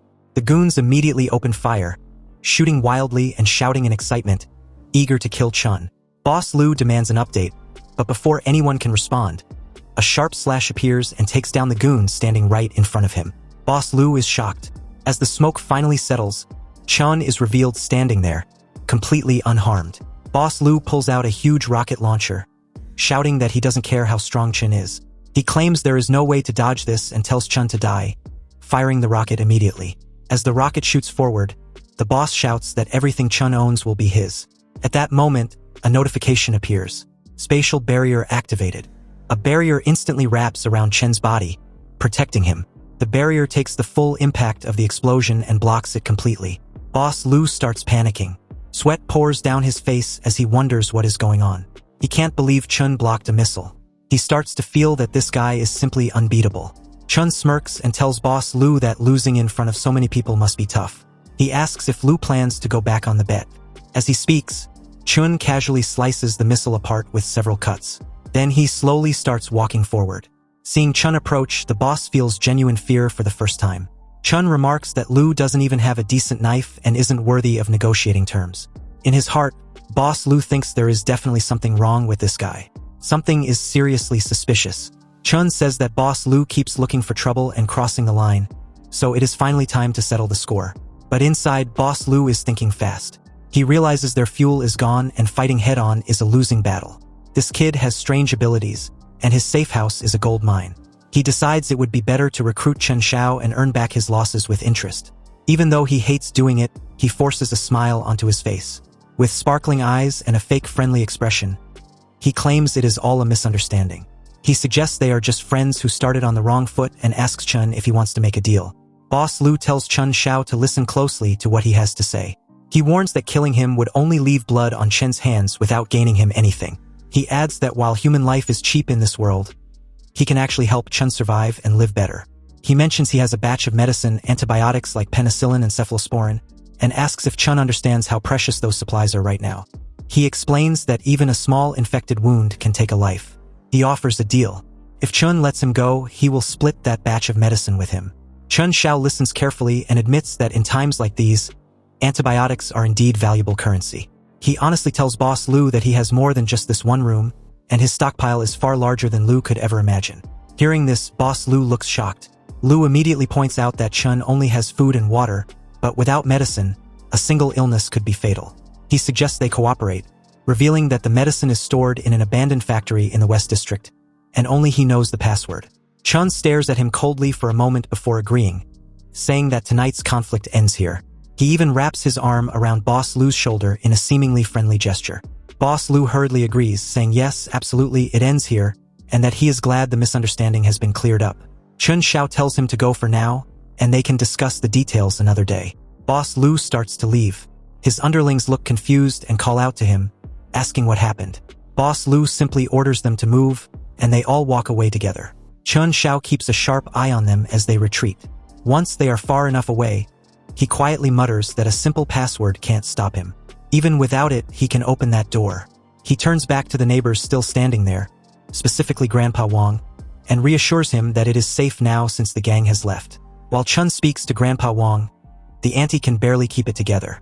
She is panicking, frustrated, and overwhelmed with terror, her status clearly displaying fear +100. Grandpa Wang thanks Chun repeatedly. He says Chun saved his life, and if he ever needs anything in the future, he just has to ask. He admits he is too old to fight, but he can still help plant crops or do chores. Chun Xiao gently tells Grandpa Wang that he understands his intentions, but asks him to go back, lock his door, and get some rest. As the moon hangs high and the heat continues to rise even at night, everyone finally retreats indoors. Walking back, one of the thugs mutters that Chun Xiao scared him half to death earlier. Walking ahead of them, Boss Lu sneers and says that Chun Xiao is just a reckless kid. He scoffs at the idea of actually splitting the medicine, admitting that his talk of cooperation was just a stalling tactic. He explains that he only wanted to stabilize the situation first. Once he figures out how to get Chen's supplies, he will deal with him properly. He adds that if Chen thinks he can fight him, he is still far too green. Hearing this, the underlings immediately start flattering him. One of them praises the boss for being wise. Another agrees, adding that since Chun Xiao dared to fight Boss Lu, he probably won't live more than 3 days. Boss Lu's expression turns serious. He notes that something is definitely wrong with Chun Xiao. Even artillery shells couldn't get close to him, which makes no sense. He orders Pineapple Head to spend the next few days investigating Chun carefully. But before he can say another word, a sudden slash chops his head off. The underlings are instantly terrified. One shouts to run, while another screams, wondering if it's a ghost. Unable to believe what just happened, they panic and scatter, leaving Boss Lu's body alone on the ground. On a nearby building, a figure stands quietly with one hand extended. It is Chun Xiao. He calmly bids Boss Lu farewell forever. Later that night, a loud announcement echoes everywhere. It declares a state of emergency. The global high-temperature phenomenon is completely out of control. Multiple climate tipping points have been breached, and the ecosystem is on the verge of collapse. Authorities formally urge residents to make a choice based on their situation. One option is to migrate north to temporary government shelters. The other is to stay put and wait for rescue. The announcement repeats that this is not a drill. Chun Xiao listens and analyzes the situation. He knows that going north to that so-called Pure Land will soon turn into a new purgatory, and waiting for rescue is an even bigger fantasy. He knows deep down that the real nightmare has only just begun. As he thinks about the monsters, he reflects on the future. He knows that soon, heat-resistant mutant beasts will start devouring everything civilization created. He also knows that awakened humans will emerge and form factions, fighting over resources and killing each other. He realizes his goal isn't just to guard this safe house. He wants to turn it into the ultimate fortress for survival in the apocalypse. Outside, people are already starving. Someone shouts that they are dying of hunger and their homes have burned down, asking why Chun Xiao gets to live comfortably. Another person yells that Chun Xiao is occupying a massive, sturdy fortress all by himself, enjoying food, drinks, and air conditioning. Anger builds among the crowd. One man starts pounding on the door, shouting for Chun Xiao to come out. He blames Chun for refusing to help earlier, claiming that everyone ended up like this because of him. He demands an explanation. Others join in, declaring that Chun must share the safe house. They claim everyone should take turns living there for collective survival, smirking as they say it. Inside, Chun Xiao doesn't react at all. He listens to relaxing music while calmly doing household chores, completely at ease. He even takes a picture of his delicious meal and posts it online, casually scrolling through the comments afterward. As he reads the reactions, status notifications pop up. jealousy plus 150, anger plus 130, despair plus 95. Chun Xiao looks at the comments and thinks that incompetent rage is the cheapest emotion in the apocalypse. Outside, the crowd can only shout, curse, and throw things to vent their frustration. Some even smash their own phones. One man throws his device and curses, saying that since Chun refused to do things the easy way, he'll be forced to do them the hard way, swearing he will take Chun down. Meanwhile, Chun Xiao thinks about the abandoned factory in the West District and decides to scout the route. However, the moment he steps out, the crowd starts throwing objects at him. Amidst the flying debris, a machete suddenly flies straight toward him. As Chen Xiao dodges the objects flying straight at him, he sees a group of people charging forward. They shout that if he doesn't give up his house today, they'll cripple him. But the moment they see Chun Xiao rushing straight at them, they are stunned. Chun Xiao grabs one attacker's wrist and twists it hard, forcing him to drop his weapon. The man can't believe how fast Chun Xiao is. Another thug tries to attack from behind, but Chun Xiao easily dodges that too. After disarming the first guy, Chun Xiao now holds the weapon himself. Just then, another man thinks he sees an opening and rushes in to attack. As the guy winds up to strike, Chun Xiao stares at him coldly and unleashes a series of rapid slashes. In an instant, all the attackers are lying on the ground. One of the fallen men trembles, accusing Chun Xiao of daring to attack people in broad daylight with so many witnesses watching. A system notification pops up, fear plus 1000. Chun Xiao calmly responds that killing them right now would just dirty his hands, so he won't do it. Hearing this makes the men on the ground feel even more humiliated. As Chun Xiao walks away, he thinks that killing them directly would be letting them off too easily. In this hot weather, their wounds will get infected. They will slowly rot in pain and die within a few days. Sometime later, Chun Xiao arrives at the West District factory, which is sealed shut even during the day. He spots a surveillance camera nearby. He immediately cuts the wire, destroying the camera and the nearby equipment. He slips inside the building and quietly looks around. Suddenly he starts coughing and realizes the air is filled with poison gas. He curses, realizing that this is a trap and he is in real trouble. Just then, he senses other people nearby. A person wearing a gas mask rushes over and quickly injects Chun Xiao with a syringe, catching him off guard. The masked man calmly says that Chun Xiao should feel a bit better now. He explains that although the nerve gas isn't fatal, it is extremely painful. Chun Xiao demands to know who they are.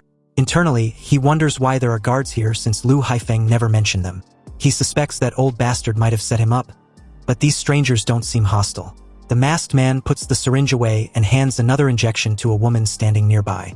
He introduces himself as Lin Guodong, a biomedical researcher.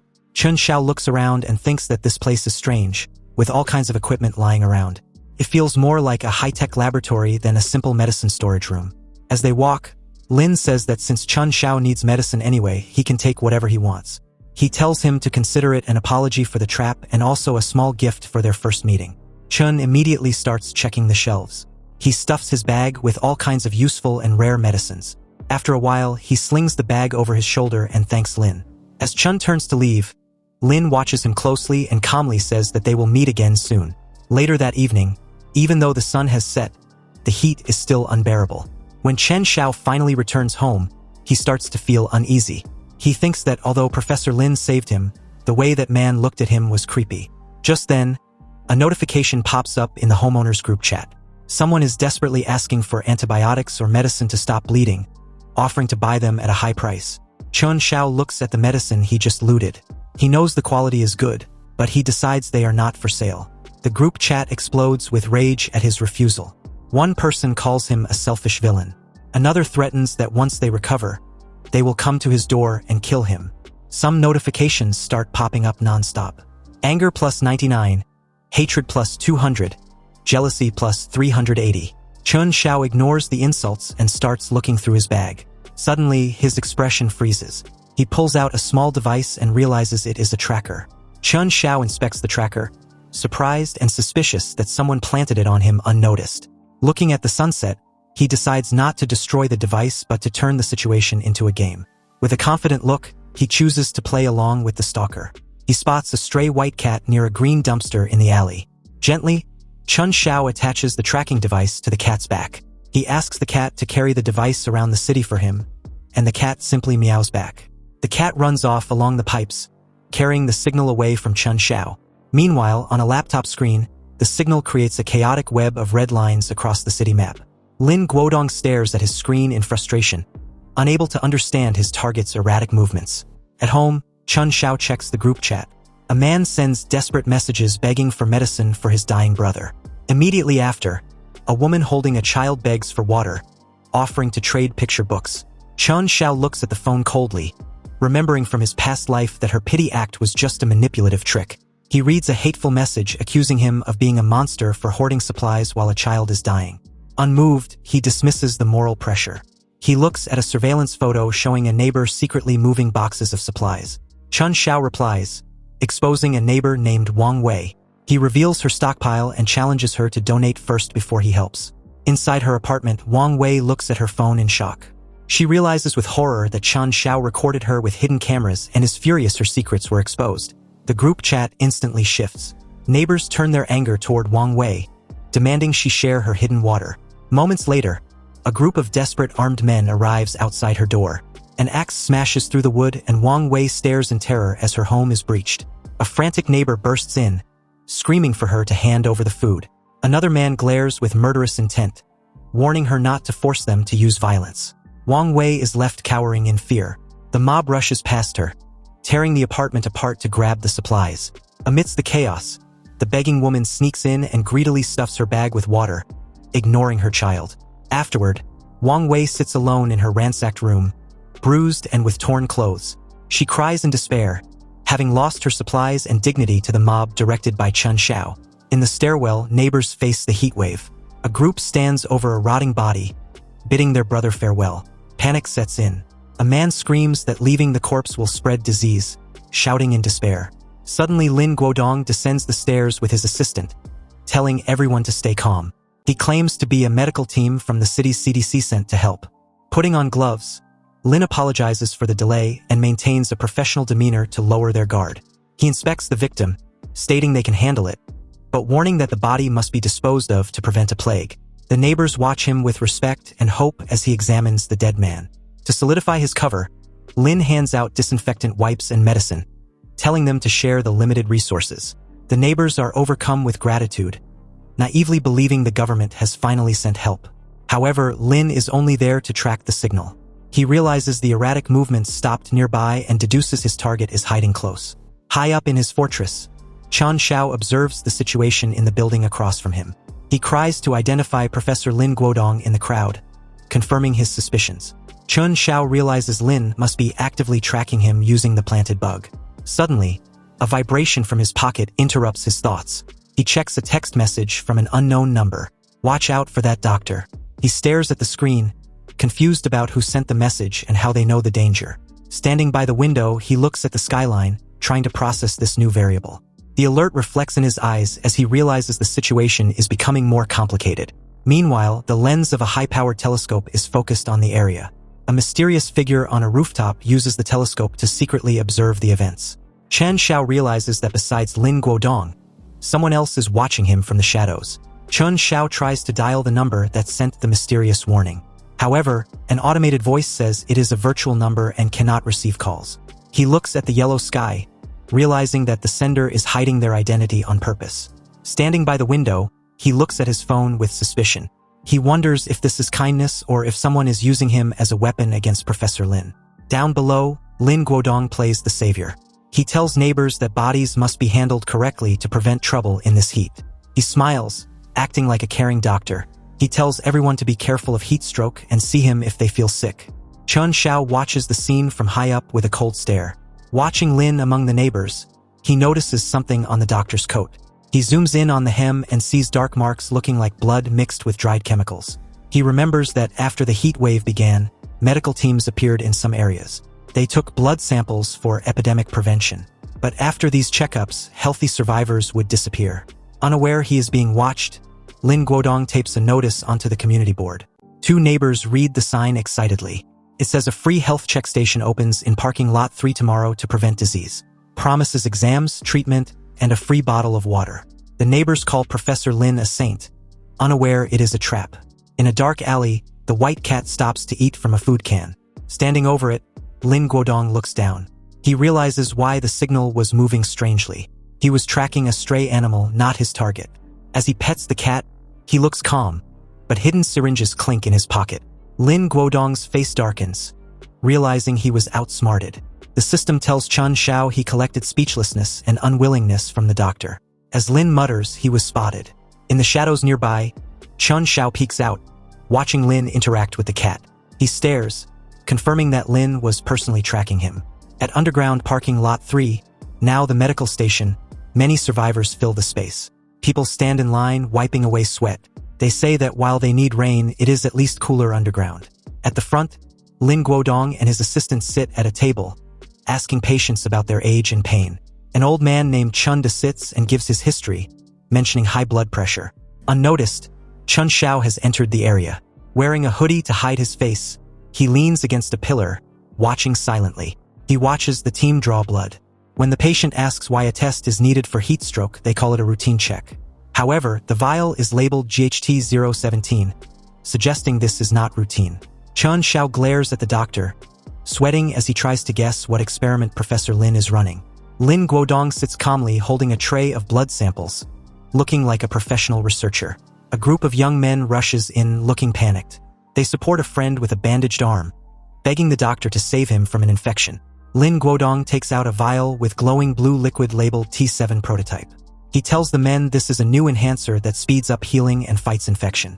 The group accepts, and the blue liquid is injected into the injured man's arm. Lin Guodong watches with a cold look behind his glasses. He tells the patient to rest, saying he will recover soon. The injured man, sweating, thanks Professor Lin. However, as the drug works, his face changes. He becomes dizzy, his eyes looking unfocused as a strange reaction starts. From the shadows, Chun Shao sees Lin is observing people like lab rats, not saving them. He wonders what reaction the doctor expects. That evening, outside the lot, the group walks home. The injured man, Abu, looks terrible, holding his arm while friends ask if he is okay. Abu stops walking. Sweating, he tells his boss, Jiang Cheng, that his bones burn and the pain is bad. Under the bandage, his veins bulge and pulse with a scary red light. The infection spreads fast. Abu's face twists, eyes glowing red, and veins popping out as the medicine takes effect. Huge energy erupts from his body, and he screams in pain and rage. Jiang Cheng and the others watch in horror, asking what is wrong. Abu lunges and grabs Jiang Cheng by the throat with one hand. Terrified, Jiang Cheng struggles to breathe. He orders Abu to let go, reminding him he is the boss. But the drug increased Abu's hidden anger. Eyes full of hate, Abu screams, asking why he used Abu as a human shield against a knife before. With huge strength, Abu lifts Jiang Cheng and slams him into the ground. Panting, Abu senses someone nearby. He spins around, shouting to know who is there. From the alley shadows, Chun Shao steps out, looking calm. Abu's eyes widen as he recognizes him. Abu, consumed by the drug's rage, screams and charges forward with speed and aggression. He tries to grab Chun Shao with mutated strength, but Chun Shao easily dodges the clumsy attack. Chun Shao notices that while the enemy's strength has tripled, his joints are stiff and his attacks are straight and predictable.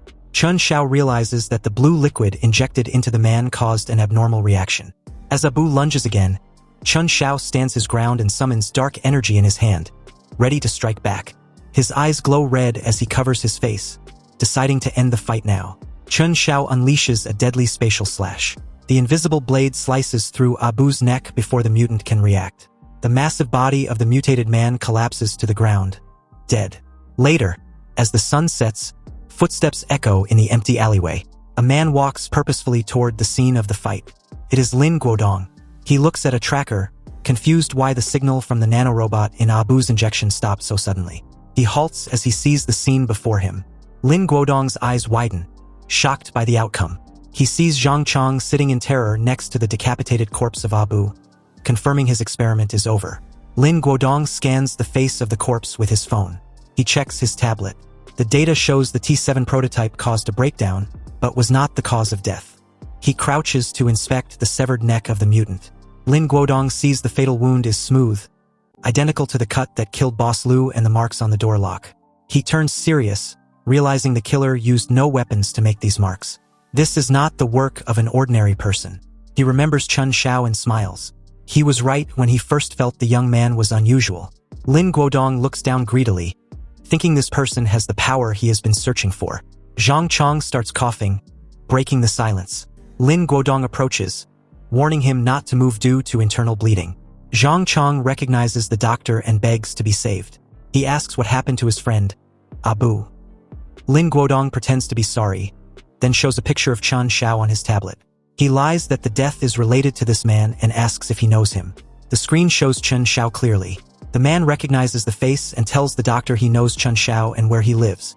Satisfied, Lin Guodong smiles. He tells the man not to worry and invites him to his lab for professional treatment. Zhang Chong thanks Professor Lin, unaware he will likely be the next test subject. In the cold, sterile corridors of Lin Guodong's laboratory, Lin walks down the hall while an assistant pushes Zhang Chong. Nervous and sweating, Zhang asks how Abu turned into a monster right after the injection, since he was fine before. He remembers the needle, and fear appears on his face. Lin Guodong explains coldly that it was a rare, extreme rejection reaction. He insists they must check him to arrange treatment. They arrive at a heavy sealed door. Zhang Chong stares at it, feeling this is not a place for healing. Panicking, Zhang Chong stammers that he wants to go home and take antibiotics. Ignoring his fear, Lin Guodong swipes his keycard to unlock the door. Lin leans in close, looking ominous. He orders the man to be quiet, for science and for yourself, leaving him no choice. Realizing his fate, Zhang Chong screams in terror, begging them not to do this. His eyes bulge with fear as he is forced inside. The door slams shut, and the in-isolation sign lights up. The man's agonizing screams echo through the hallway as he meets a grim fate. Inside his safe house, Chen Xiao lies on his sofa, resting in the cool air. He stares at the ceiling, wondering what Lin Guodong is planning and what his goal is. A sound alerts him and he sits up. Outside, a hand presses the electronic doorbell. Chen Xiao checks the monitor. Lin Guodong stands outside the gate. The professor smiles at the camera, introduces himself and asks for help. That mad scientist was standing right outside his door. So you really do leave here, Chen Xiao.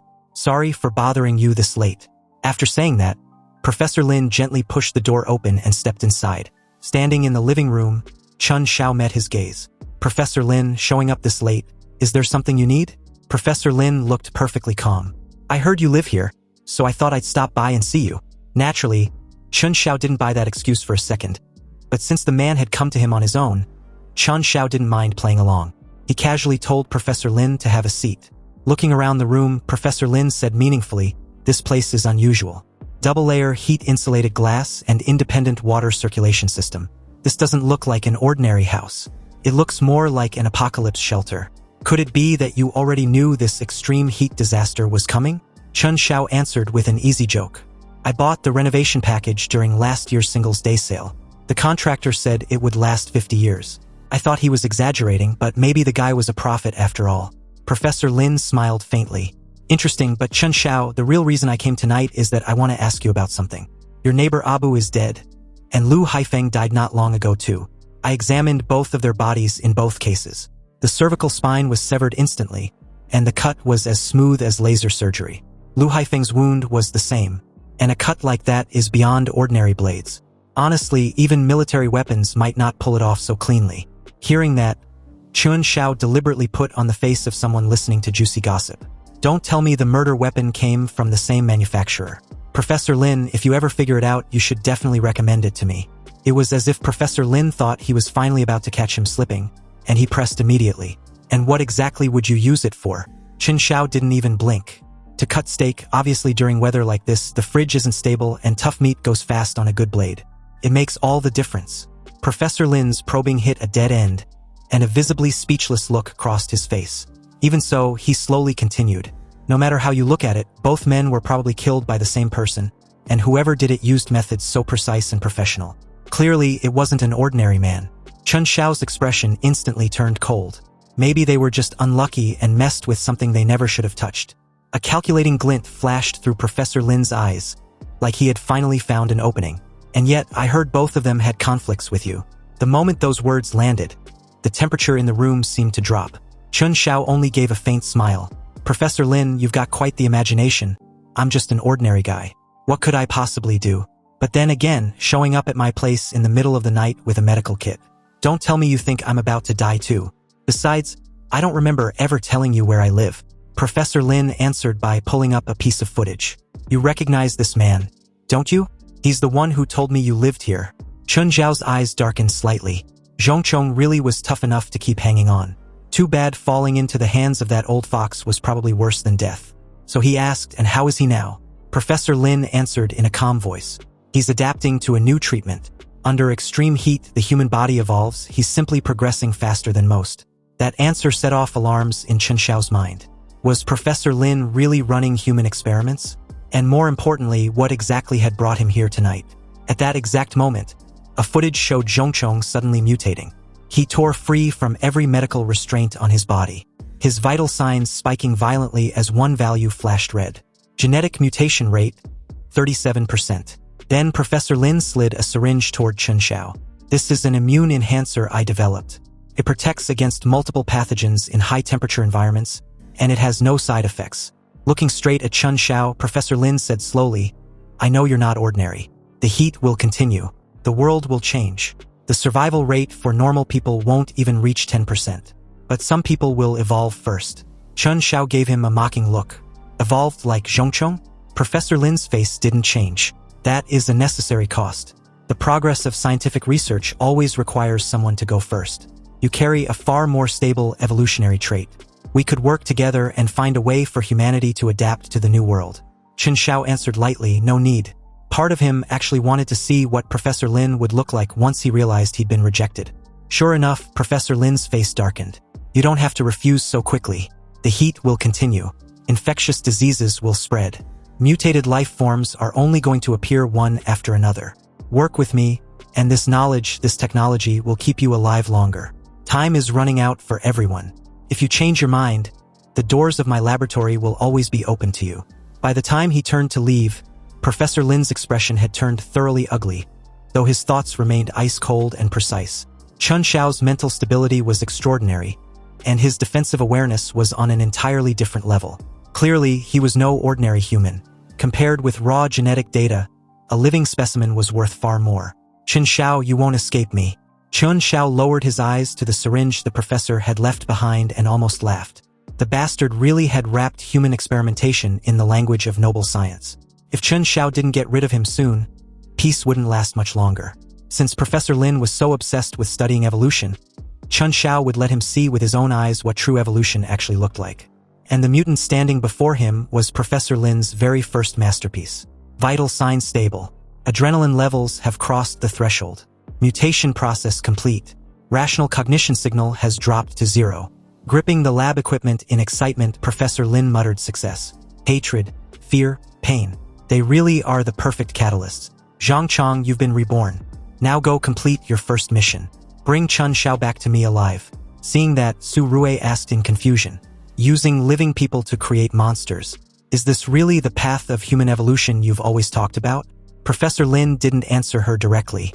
Instead, he asked calmly. This is your first time taking part in an experiment since entering the program. How does it feel? As he spoke, he told her to complete the final step of the procedure. Su Rui was clearly resisting. Professor, this is human experimentation that you've already crossed the ethical line. But Professor Lin remained calm. Ethics, Su Rui. When the apocalypse comes, morality becomes a luxury. His sacrifice may buy more people a chance to survive. After saying that, he personally opened the lab door. Zhongchong, go now. Bring Chun Xiao back. Growling low in his throat, Zhongchong stared at the open doorway, then bolted out like a beast that had finally broken its cage. It didn't take long before he reached Chun Xiao's neighborhood. But when he forced his way inside, the house was completely empty. Just then, Zhongchong caught a familiar scent and whipped his head around. Not far behind him, Chun Xiao was leaning under a tree. In the shade, he said with a mocking grin, well, Zhongchong, so it really is you. You've got a few days apart and you've turned into quite a sight. So tell me, should I keep calling you Zhongchong or should I just start calling you Wang Kai?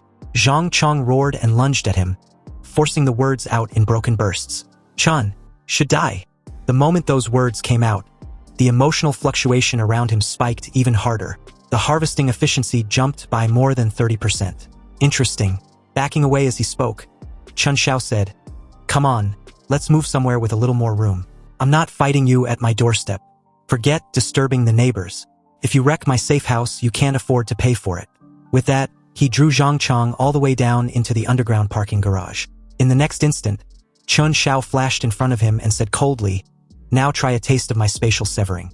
But to his surprise, the strike landed and Zhang Chong came out completely unharmed. Chen Xiao was genuinely startled.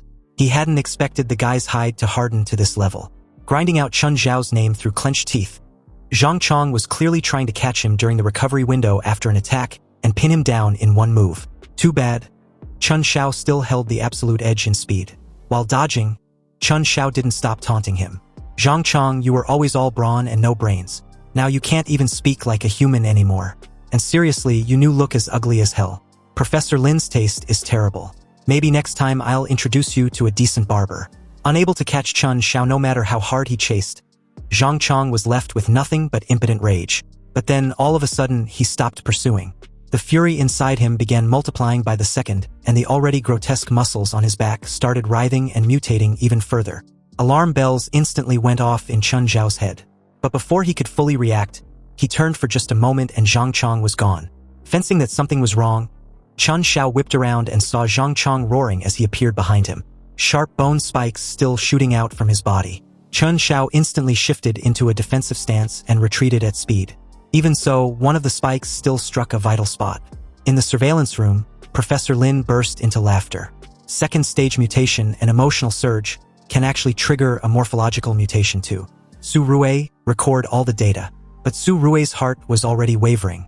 Was this really the path that would save humanity? Earlier, Chen Xiao had only meant to provoke Zhang Chong and harvest emotion points. Instead, he had pushed the mutation even further. Zhang Chong had turned into a monster covered in bone spikes, and those spikes had already left Chen Xiao badly wounded. Zhang Chong gave him no time to recover.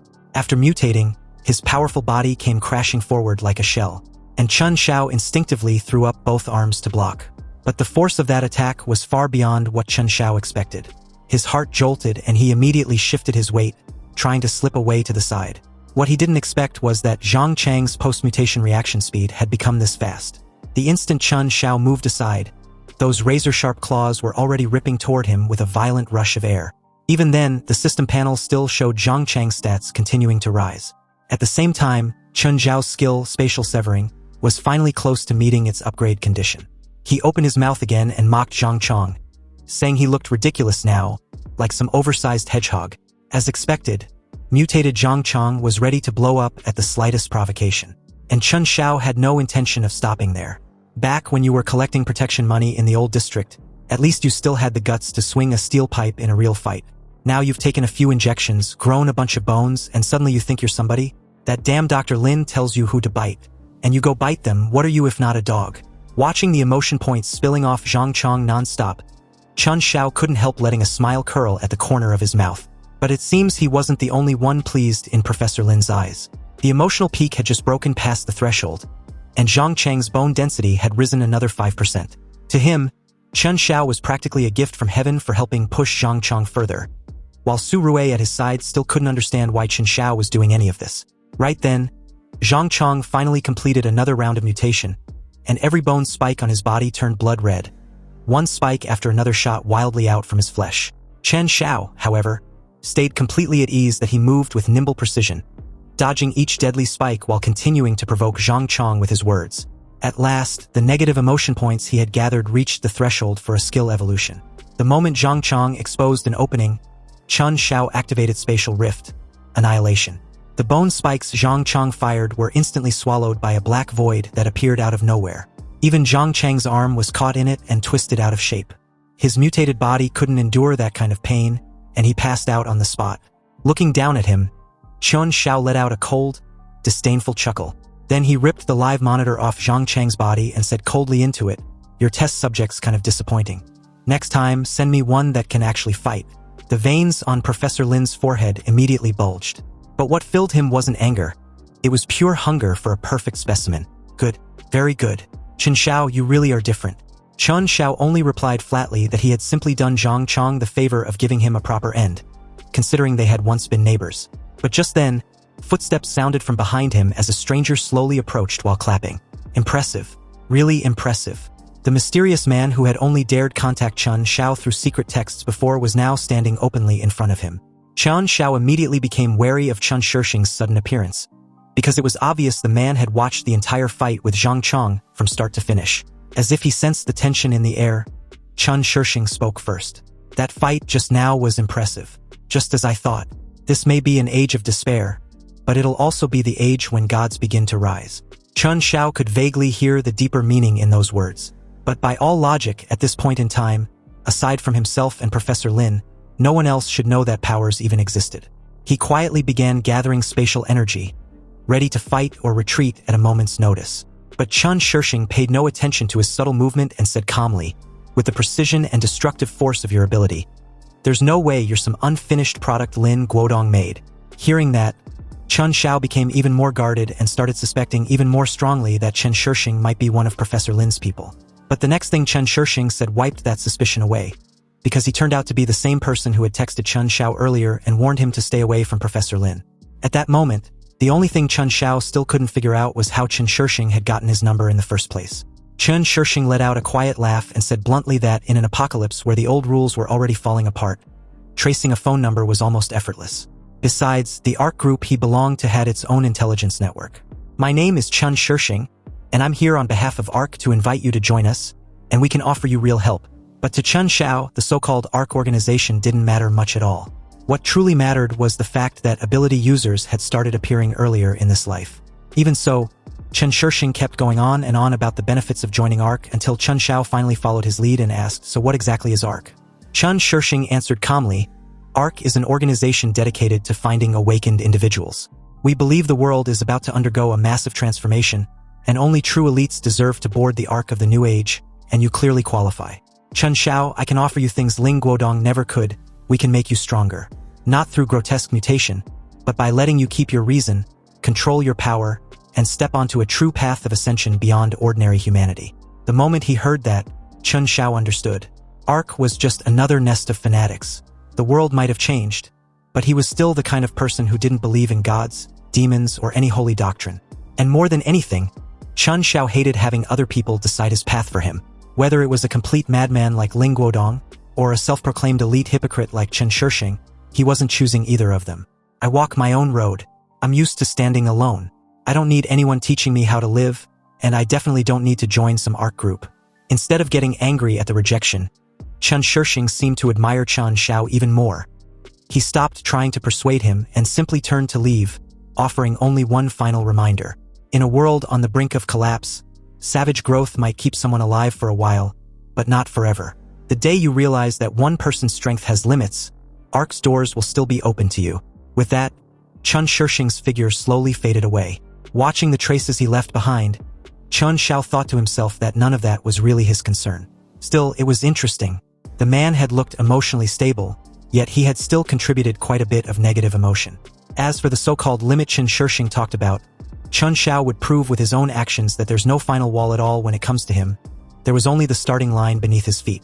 But before that, it was time to finally put an end to this whole farce with Professor Lin. To bring that mess to a close, Chun Shao personally broke into Professor Lin's laboratory, and there he saw something he would never forget for the rest of his life. This was Lin Guodong's vision of scientific progress, disgusting to the core. While Chun Shao was still thinking, Professor Lin slowly stepped into view. He wasn't surprised to see Chun Shao here at all. Madness in his eyes, a perfect specimen. Like Chun Shao could never settle for an ordinary life. So Zhang Chong really did lose. Still, if he managed to bring you here, then at least his death had some value. What is it? Have you finally made up your mind? Ready to devote yourself to the great evolution of mankind? As for Chun Shishing and that so-called ARC of his, they're nothing but hypocrites dressed up in holy robes. Listen carefully, Chun Shao. Every step of human progress has been built on corpses and rivers of blood. Your ability is a heaven-given treasure.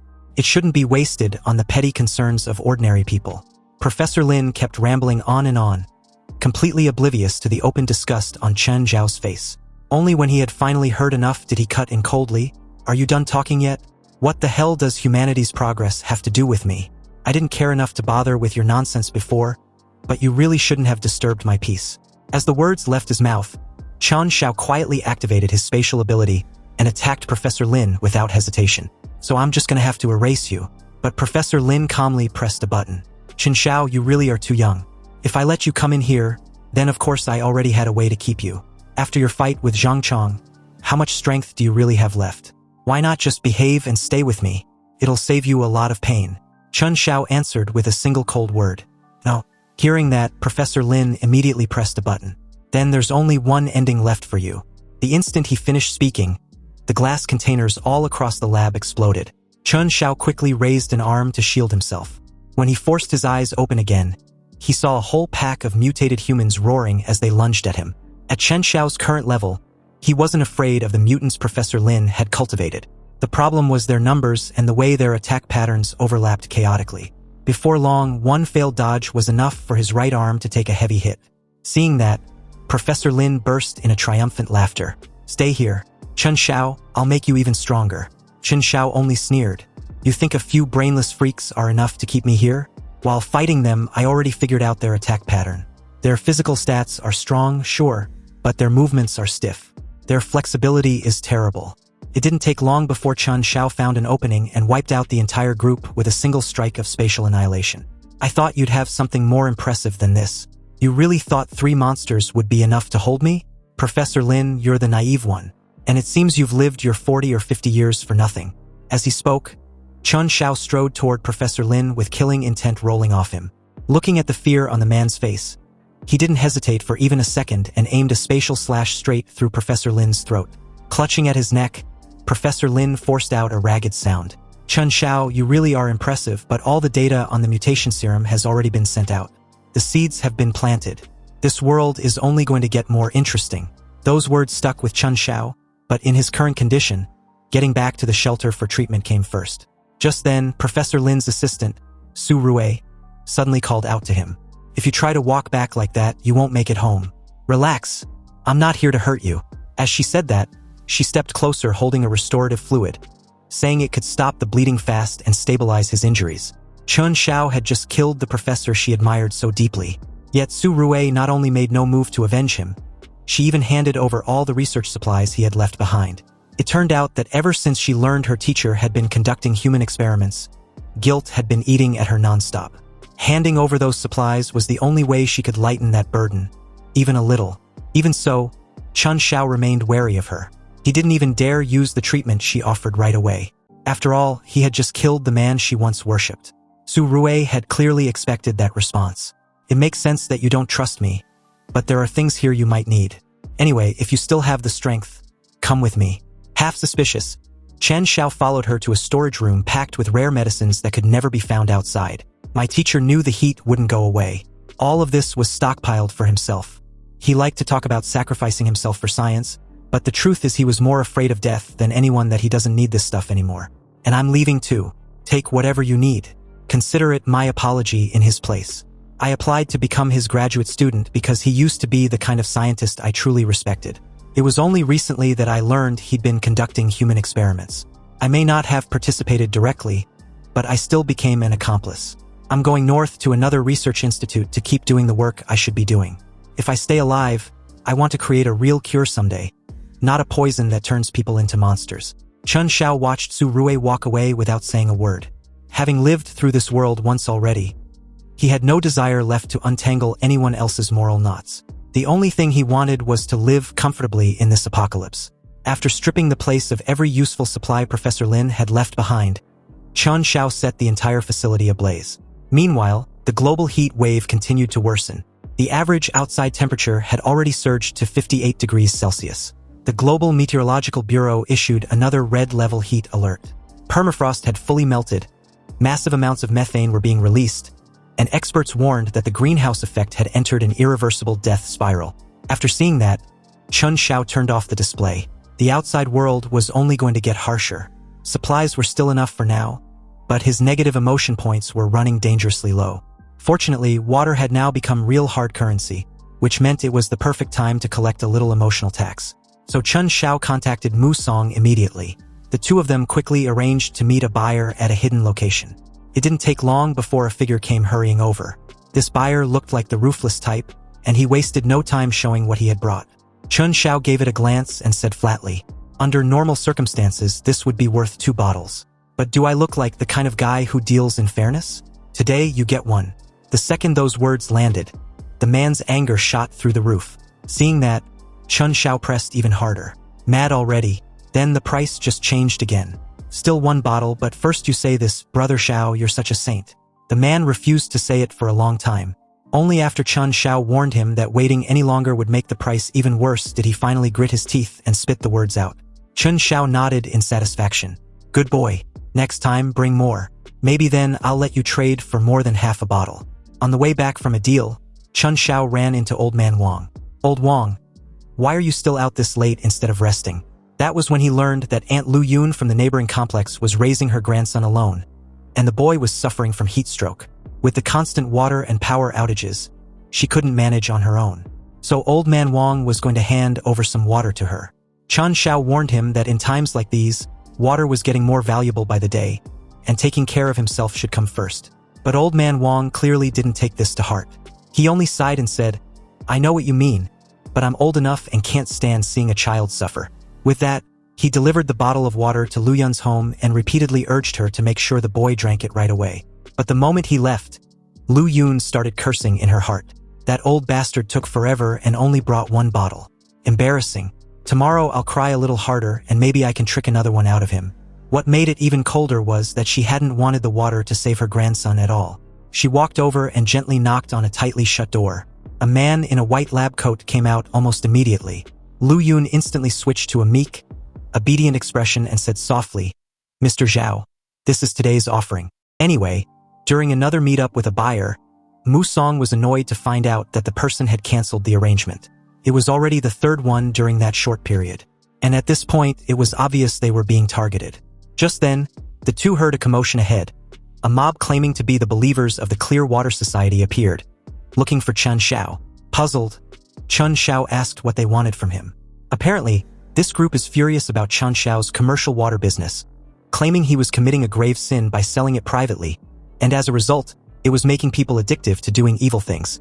Upon hearing this, Chun Shao gave a slight chuckle, then asked if they were drinking their piss instead since they claim his commercial water was evil. The group were angry and embarrassed by this statement, giving Chun Shao a couple of emotion points.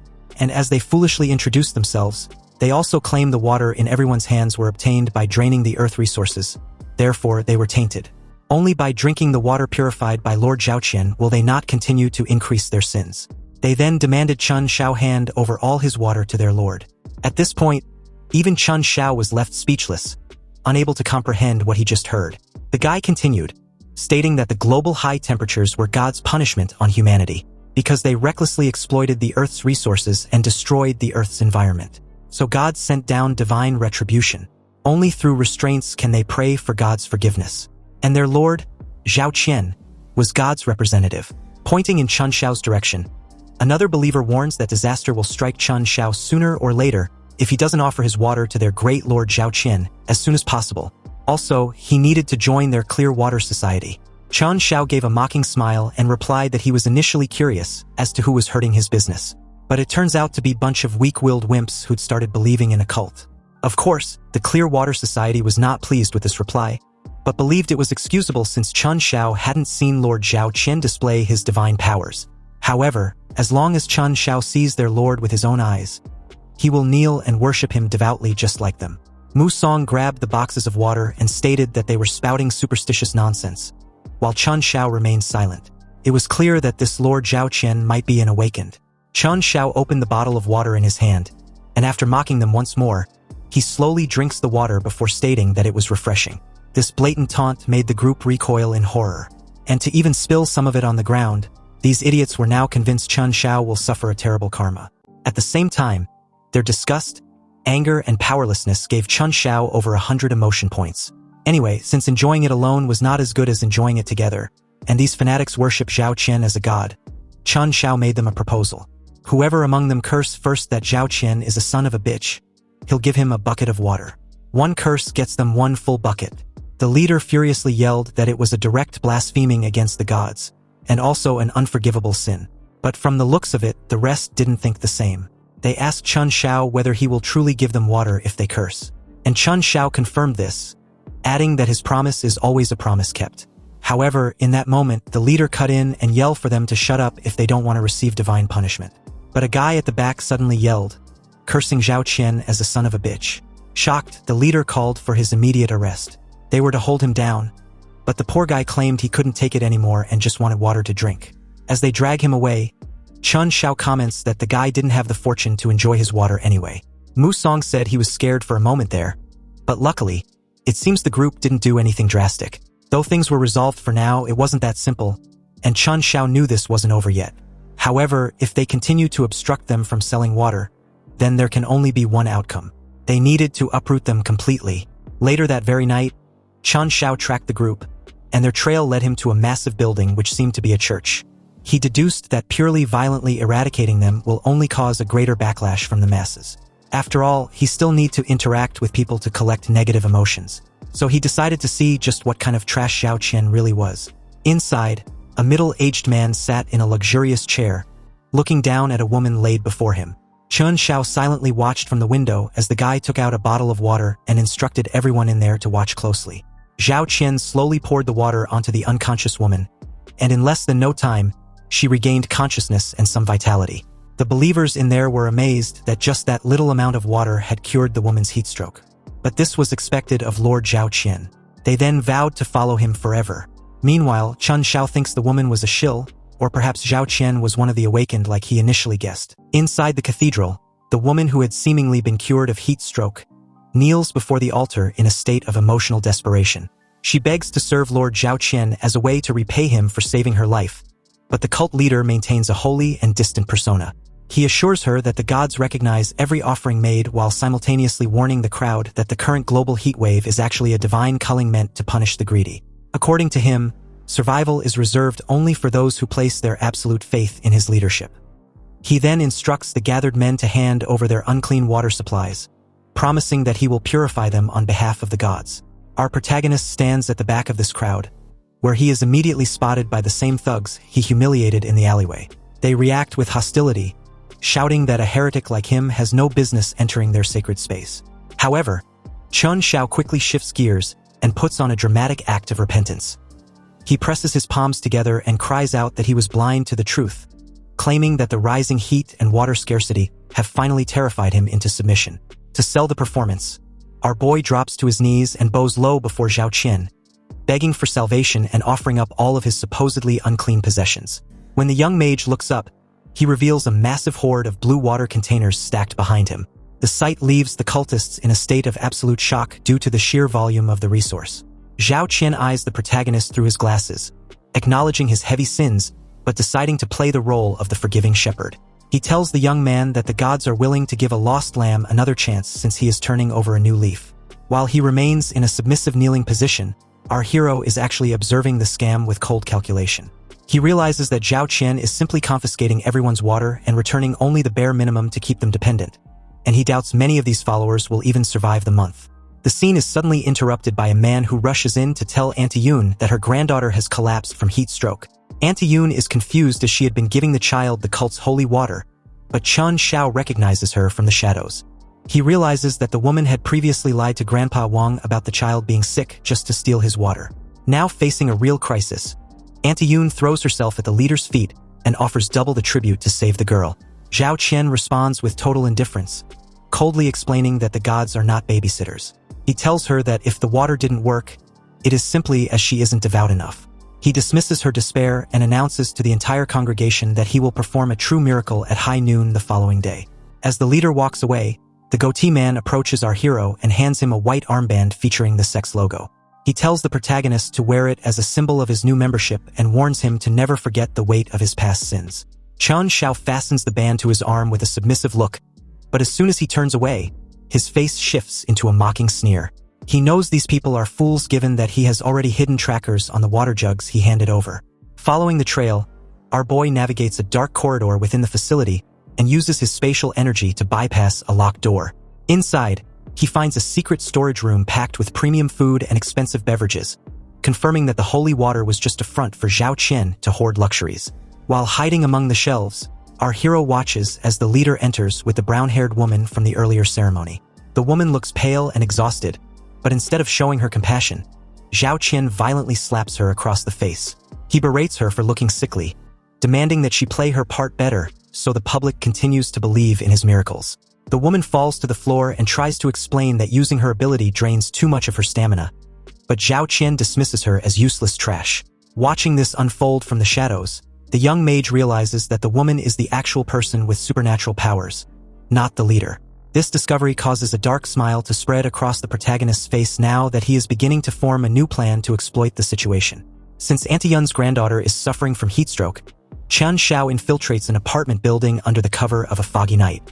Our hero enters the girl's bedroom, standing over her as she sleeps. To ensure her recovery, the young boy tosses bottles of water onto her bed. This sudden intrusion causes the girl to wake up in a state of terror, questioning who he is. Our boy doesn't offer a direct introduction, instead crouching by the window and coldly telling her to drink the water and survive the night if she wants her answers. The following day at high noon, a massive crowd gathers in the sun-drenched plaza outside the cathedral for a promised miracle. Zhao Qian sits on a stage, using a fiery solar aura to convince the cultists that his divinity protects him from the 58 degrees heat. This display successfully deceives followers like Auntie Yun, who watches with tears of awe. However, our protagonist stands in the crowd with a cynical expression as he has already figured out the scam. He realizes the cult leader is simply exploiting the ability of the young female awakener standing behind him. As the girl uses her energy to maintain the illusion of heat resistance, Chen Xiao decides to test a theory. He focuses his spatial power, wondering if his energy can physically sever the connection of her ability. Due to this spatial interference, the girl suddenly finds herself unable to project her power onto Zhao Qian. This causes the cult leader to panic as the actual heat of the sun begins to cook him, leading him to grit his teeth and demand to know what is happening. The girl looks around in dread, realizing that someone in the shadows is blocking her reach. Despite her internal struggle, a desperate Zhao Qian whispers for her to get closer and maintain the miracle at any cost. Our boy watches this play out from the crowd and makes eye contact with her, flashing a knowing smile.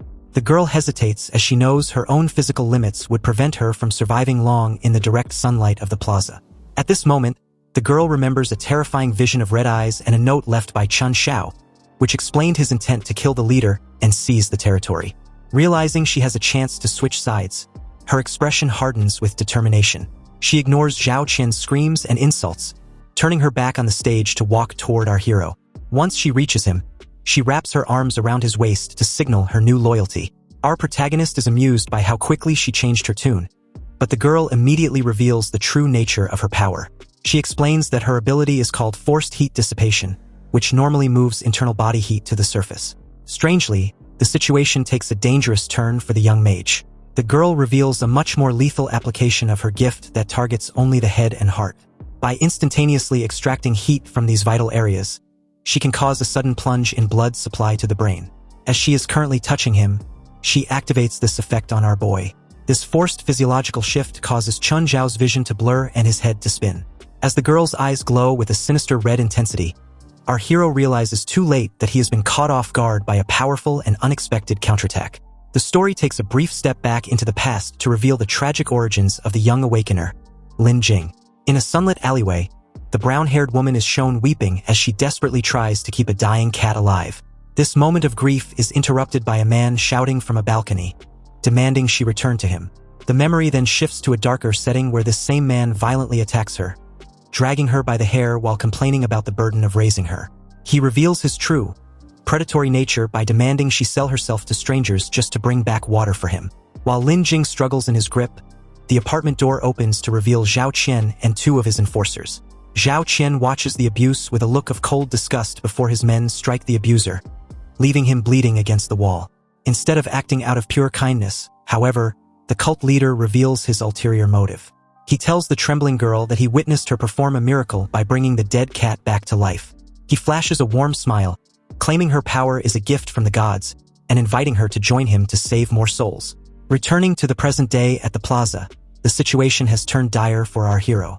Two cultists have forced Chen Xiao to his knees, mocking him for his perceived disrespect toward their leader.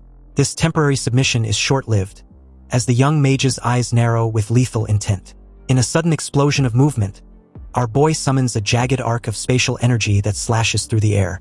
The strike is so precise and powerful that it sends blood spraying across the scene, instantly taking down the thug holding him. As the protagonist stands up, the surrounding crowd of neighbors and cultists recoils in absolute horror, labeling him a demon. Our hero remains completely unfazed by their fear, and looks back at the cowering Zhao Qian with a gaze of pure contempt. He explains to the terrified onlookers that these so-called holy men were nothing more than common criminals long before the world ended, specializing in arson and extortion. He tells the neighbors that their blind faith in such obvious scum makes them a lost cause. At this moment, Mu Chong arrives and hands the protagonist a thick stack of intel confirming the group's criminal history. This revelation causes a stir in the crowd, particularly for Auntie Yoon. She is stunned to see her granddaughter ailing running toward her in perfect health. Auntie Yoon initially tries to credit Zhao Qian for this recovery, claiming her prayers saved the child and urging the crowd to take down the demon Chun Xiao. However, the young girl looks at her grandmother and the neighbors with utter disbelief, questioning if they have lost their minds. Ailing steps forward to defend our protagonist, pointing directly at him and revealing the truth. She explains that the cultist they worshipped did nothing for her. Instead, it was the big brother standing before them who secretly visited her the previous night. A flashback confirms that our boy sat on her windowsill and provided her with an electrolyte drink that stabilized her condition. Ailing shouts at the crowd, making it clear that she would have died if she had relied on their superstitions instead of his actual help. The tension reaches a breaking point when Lin Jing suddenly collapses onto the pavement. Because she is no longer providing his protection, Zhao Qian snaps and enters a manic rage. He pulls out a handgun and aims it at the fallen girl and our hero, calling them useless trash. He fires a shot, but the bullet never reaches its target. To the cult leader's shock, Chun Xiao catches the projectile in a swirling disk of spatial energy. Our protagonist examines the trapped bullet with a bored expression, casually noting that it might be worth something later. Realizing his gun is useless, Zhao Qian reveals his final trump card. He pulls out a blue syringe and injects himself with a serum, which our hero immediately recognizes as the twisted work of Professor Lin. Because of the drug, the cult leader undergoes a horrific transformation, his body swelling into a hulking, muscular giant. He lunges at the young mage with incredible speed, laughing about his new immune booster. The fight becomes physical as the mutated Zhao Qian catches our boy in a powerful bear hug. In a desperate suicide move, the giant leaps off the high balcony, intending to drag the protagonist down to the stone plaza with him. As they plummet, Zhao Qian screams about his bitter past, revealing he was once a struggling student whose research was stolen by academic elites. He views the global catastrophe as the only thing that leveled the playing field for him and blames our hero for ruining his newfound power. Our protagonist remains entirely calm despite the high-speed fall, telling the man he is simply too loud. Just as they are about to hit the ground, a system prompt appears, signaling that our hero has unlocked a new ability called Spatial Blink. His body flickers and vanishes into thin air, leaving Zhao Qian's arms empty. The mutated cult leader crashes into the plaza fountain with a lethal impact, creating a splash of blood. Standing safely nearby, Chun Xiao looks down at the wreckage of his enemy, noting that the man's only real mistake was crossing his path. The plaza falls into a suffocating silence following Zhao Qian's violent end. Chun Xiao stands cold and detached, his spatial powers striking such terror into the surviving cultists that they decry him as a practitioner of dark witchcraft. Ignoring their frantic screams, he focuses solely on the unconscious Lin Jing. A quick assessment reveals she is physically unharmed. She has simply collapsed from the sheer shock of the battle and the total exhaustion of her abilities. To assist her, the young mage opens a swirling portal and reaches into the void to retrieve a bottle of water. This act of mercy triggers a wave of fury from the remaining cult members, particularly Auntie Yoon. She points at the fallen girl with a face twisted by grief, screaming that Lin Jing is a wretched monster who must have bewitched their leader into his tragic end. When the crowd attempts to block his path, the protagonist reacts with lethal red eyes as he issues a final warning for everyone to get out of his way. Unfortunately, the elder cultist refuses to back down. He attempts to rally his followers to surround our hero, demanding that they purify the young man's soul with hymns of praise. The cultists join hands to form a fanatical circle, chanting and singing with intense devotion to their fallen god. Chun Xiao finds this display of mindless worship irritating. To end the nonsense, he unleashes a massive spatial shock wave that violently blasts the cultists back, leaving the area splattered with blood. Once the area is cleared, our protagonist crouches beside a newly awakened Lin Jing. He hands her the water and flatly tells her that she needs to drink if she wants to survive her current state of weakness. Dazed by the destruction, the girl asks about Zhao Qian's whereabouts, only for Chun Xiao to bluntly inform her that the man is dead. He even offers her a chance to see the body one last time, though the reality of the situation is interrupted by a Ling, who comes running toward the plaza shouting for her grandmother. Auntie Yoon, however, has reached a total mental breaking point. Because she realizes that her faith was built on a lie and that there are no gods coming to save her, she feels she has nothing left to rely on. In a state of absolute despair, she chooses to end her life by jumping from a balcony. Even though Ling is devastated by the sight, the young girl shows a surprising amount of resolve. While hugging our hero, she explains that she refuses to be like her grandmother, who gave up on life and her own family for the sake of ignorant beliefs. Ling declares her intention to survive the heat wave no matter what. Later that evening at the luxury Safehouse, Lin Jing reflects on her complicated history with the cult leader. She admits that she once viewed Zhao Qian as a savior, but she eventually realized he was only exploiting her powers out of a mix of terror and jealousy. The protagonist points out that the man was a pathetic failure who could never break into elite circles before the apocalypse and failed to become an awakener after it, leaving him to die full of resentment. Although Lin Jing feels guilty for becoming an accomplice to his crimes, she is genuinely grateful to the young mage for her freedom. Ling adds a lighter note to the somber mood by questioning why the cultist would shoot someone as pretty as Lin Jing, leading the girl to wonder if the rumors were true and the leader was actually uninterested in women. Now that the cult is dismantled, Chun Xiao turns his focus toward long-term survival. He overlooks the survivors gathered in the plaza, calculating his next move. Even though he has the power to claim the entire stockpile of hoarded water for himself, he decides that establishing control over the district is more beneficial. He addresses the crowd with authority, promising to share the water supplies as long as they follow his strict orders. While his associate Mu Chong watches with deep suspicion, our boy maintains a knowing smile, already executing a plan to expand his influence. The protagonist begins to formalize his power by sealing off the apartment building with official warning signs. Inside the property office, he forces the current management to sign over the entire structure through a property transfer agreement in exchange for water. Mu Chong is shocked by the sheer scale of the move, but Chun Xiao is completely unapologetic. He explains that having a single floor is no longer sufficient for his needs. Instead, he intends to transform the entire building into a massive, impenetrable doomsday fortress. In his past life, Chun Xiao witnessed the world crumble as temperatures reached a catastrophic 56 degrees Celsius, with the surface heat soaring to 78 degrees Celsius. Since he remembers the dawning horror of watching skyscrapers tilt and collapse under extreme thermal stress, he knows exactly how precarious their current situation is. He understands that while things are bad now, the second heat wave will be far more brutal, eventually softening steel rebar and causing high-rises to drop like stones. That is why our hero has taken the initiative to secure property contracts and legal documents for his entire building. Luckily, the remaining residents trusted his judgment and agreed to vacate, allowing him to begin the necessary renovations to reinforce the structure against the coming apocalypse. On the television, a news anchor suggests that the current 30-day heat wave might be receding, though she warns that temperatures may rebound. Our protagonist can't help but smirk at her use of the word maybe, as he knows for a fact that the worst is yet to come. Still, as the heat has temporarily dipped, the people of Luo City are cautiously stepping outside to enjoy a breath of fresh air for the first time in what feels like forever. Our boy realizes that this brief window of relative comfort is the perfect time to start construction, but he has a few loose ends to tie up within his own safe house first. Inside the apartment, the young mage finds Ailing casually snacking on the sofa and bluntly asks her when she plans on leaving. Instead of being offended, the young girl gives him a mischievous look and asks if he is trying to kick her out. She immediately proves her worth by pointing a finger at a large mosquito and incinerating it with a massive bolt of electricity. Given that generators consume too much fuel and solar panels fail in extreme heat, our protagonist realizes that having a human battery who can generate electricity is a massive strategic advantage. Consequently, he tells her she can stay as long as she likes, prompting the excited girl to run off to check on Lin Jing's move. The hero follows behind, reflecting on how precious Lin Jing's heat dissipation ability is in a world that is literally cooking. He convinced her to move into the building specifically so he could utilize and protect her more effectively. On the way down the stairs, Ailing suddenly realizes she forgot a housewarming gift and bolts back up, leaving Chun Xiao to find Lin Jing's door slightly ajar. When he pushes it open and steps inside, he accidentally walks in on her just as she has finished showering. This leads to a chaotic moment of high blushing panic where both of them are screaming in embarrassment.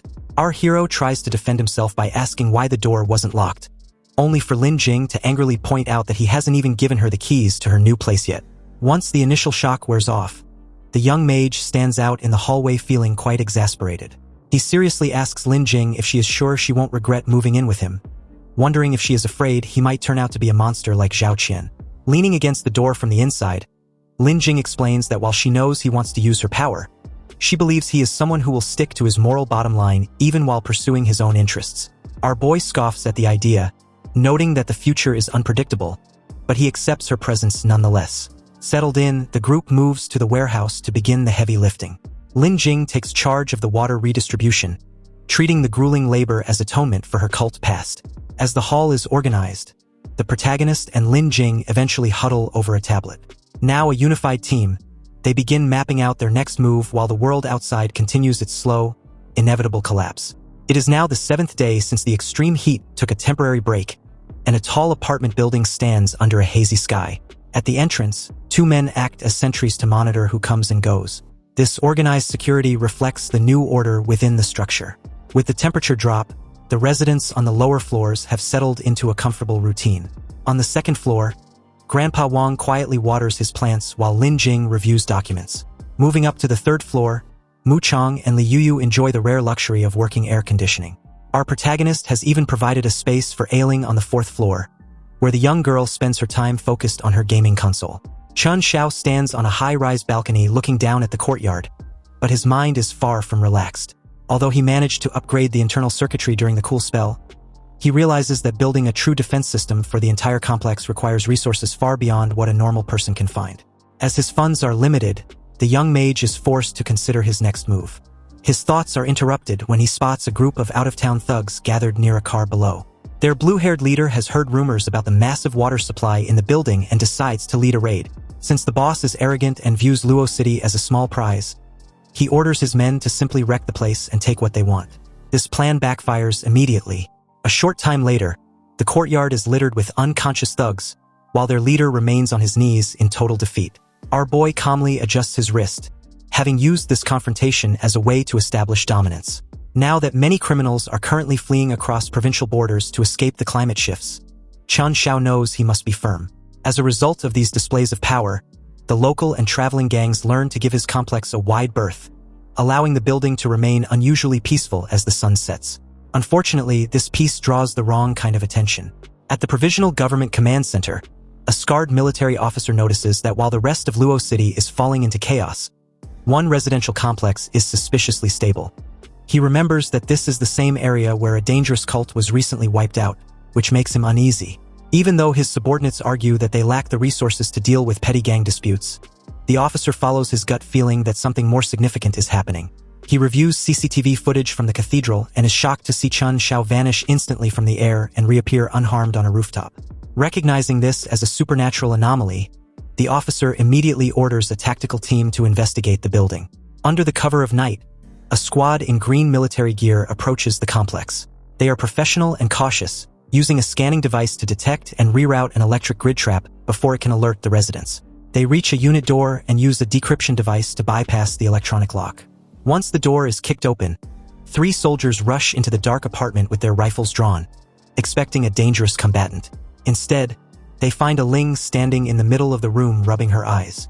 The little girl is so tired, she initially wonders if her video games are causing her to hallucinate. The soldiers are momentarily confused by the presence of a child, but the lead operative decides to subdue her anyway to secure the room.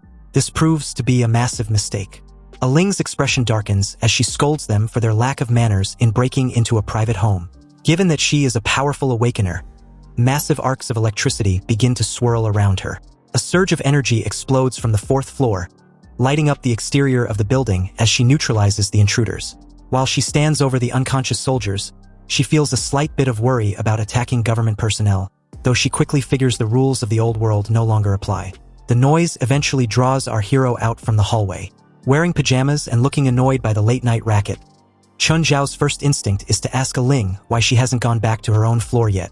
However, his annoyance turns to genuine shock when he sees the tactical gear and the state of the soldiers.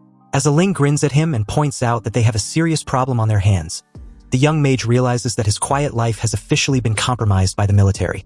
Because 30 minutes have passed since contact was lost with the specialized tactical team, the military has completely surrounded our protagonist's apartment building.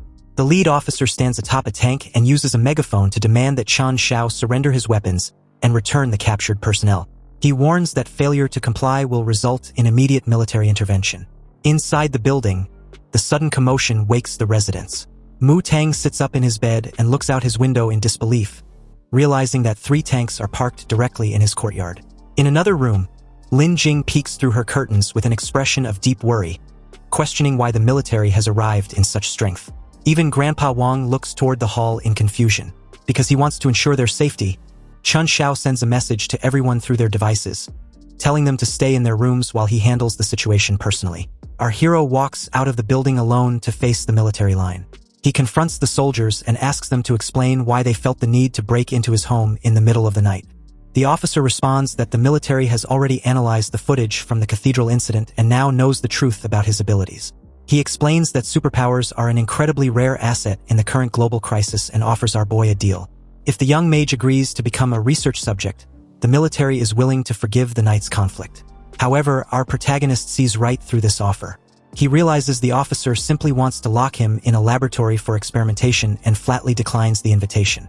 When the officer drops his polite facade and tries to order him into submission, Chun Xiao informs the man that he does not repeat himself, signaling that negotiations are over. As a result of this defiance, the officer raises his hand and orders his men to open fire.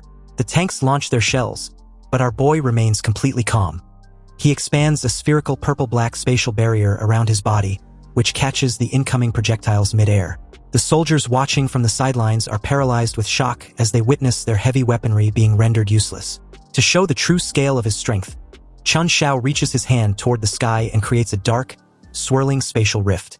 He tells the soldiers they can have their weapons back before the rift consumes a helicopter and several missiles, triggering a massive explosion that lights up the night sky.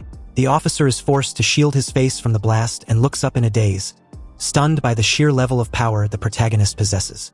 Our hero stands as a dark silhouette in the purple aura and warns the commander that his next attack will be aimed directly at the troops. Realizing they are outmatched, the officer finally concedes. However, he delivers a grim warning based on the latest meteorological reports, explaining that the recent heatwave was merely a precursor to a much more devastating event. He looks at the young mage with a desperate expression and argues that the survival of humanity might actually depend on people with his power. Our hero remains unperturbed by this appeal to heroism. He explains that he is no saint and has no interest in being a savior. His only concern is eliminating anyone who disturbs his peace. He points out that the world is about to descend into complete lawlessness, meaning he no longer fears military authority. Despite his cold demeanor, he offers a small opening by suggesting he might help if they are willing to make a deal. The officer is so desperate for assistance that he agrees to almost any terms. Consequently, Chun Xiao reveals his true objective. He demands that the officer mobilize all available military resources and engineering power to transform his entire apartment building into a massive, impenetrable doomsday fortress. The very next day, a formation of military tanks and armored vehicles rolls into the courtyard of the residential complex to begin the promised work. A heavy green military truck equipped with antennae passes the apartment building as the project kicks off. The scarred military officer stands in the courtyard to address Chun Xiao and Li Yuyu, flanked by medical personnel. He explains that construction starts immediately, but because some of the installations involve classified military technology, they will prefabricate the core modules at their base and transport them to the site for final assembly. Our protagonist looks at the officer with his signature red eyes and gives the green light without hesitation. When the officer curiously asks about Li Yuyu's identity, Chun Xiao dismisses the inquiry by labeling her a resident who is simply acting as his secretary for the day. With that settled, the military officer gestures toward the building and officially declares the fortress retrofitting project underway. Work begins as engineers consult detailed blueprints and cranes start lifting massive, high-tech solar arrays toward the roof. The officer explains with intense enthusiasm that these specific panels are 10 times more durable than the original setup and offer triple the energy storage and thermal conversion efficiency of standard models. Our boy listens closely and instructs Li Yuyu to note these specifications down on her clipboard. The upgrades continue with the installation of a military-grade backup generator. The officer points out that this industrial system can keep the entire building powered even through long stretches of overcast weather. As workers use heavy drills that send sparks flying, the officer highlights the third item on the list, exterior walls reinforced with composite armor plating. He grins with excitement while describing the material as bulletproof, fireproof, and thermally insulated, claiming it is strong enough to make even a monster tremble. While the officer laughs hysterically at the sheer scale of the defense, Chun Xiao and Li Yuyu watch him with flat expressions, and the secretary wonders why the soldier is more excited about the fortress than they are. The military team then secures massive reinforced metal doors and installs blast-proof systems to control access to the structure. On the ceilings, they mount high-tech security cameras featuring automated target recognition software and finish the exterior with an independent satellite communication module. On the roof, a large satellite dish now stands over the complex. This massive spectacle draws the attention of the residents, including Grandpa Wang, who watches the construction in disbelief while holding his coffee. Lin Jing and Aling stand in the courtyard looking up in awe, with the young girl remarking that they are finally turning into a secret base, while Lin Jing feels like she is living in a dream. Meanwhile, Mu Chang watches the transformation through a window with a worried, sweating face. The focus then shifts to a military laboratory where scientists examine data on a computer monitor. A female scientist notes that our hero's body temperature, heart rate, and cellular activity are drastically different from a normal human's, suggesting his body is constantly adapting to extreme external environments. The military officer demands an explanation in plain English. The scientist explains their hypothesis that the disaster isn't just a simple heat wave. Instead, abnormal solar activity and magnetic disturbances are releasing anomalous energy into the biosphere. This stress is forcing a portion of the population to undergo adaptive mutations, which the male scientist clarifies is the actual source of awakened abilities. The officer realizes this means humans won't be the only ones mutating in the future, and turns to find Chen Xiao standing behind him. Because our hero has already seen other awakeners, he isn't surprised or scared by the news. He smirks and casually reveals to the officer that there is an organization called the Ark that is currently recruiting superpowered individuals. He mentions that he declined their invitation because he had no interest in joining them. This information causes the officer to worry, as he realizes another faction is competing with the military for the young mage's loyalty. As this discussion concludes, a female military technician sits at a computer desk staring at her monitor. She feels like she recognizes a face in the background of the surveillance footage. After pausing a video of Mu Chang standing next to the protagonist, she pulls up a personnel file. The document reveals that Mu Chang is actually a man named a high-risk defector from the armament department who has been missing for some time. Because cellular activity is continuing to climb within his body, a scientist at a military medical facility concludes that our hero possesses the unique physique of a true awakener. Chen Xiao sits on a metal examination table while these tests finish, eventually asking if they have gathered enough information. The military officer confirms the data is sufficient, allowing our boy to hop off the table and head toward the exit. While the commander offers an escort for the trip back, the situation shifts abruptly when a smartphone begins buzzing. After answering the call, the officer's expression darkens, and he immediately orders Chen Xiao to stop. The military officer walks up to our protagonist and holds out the phone to display a digital personnel file for a man named Wang Anchao.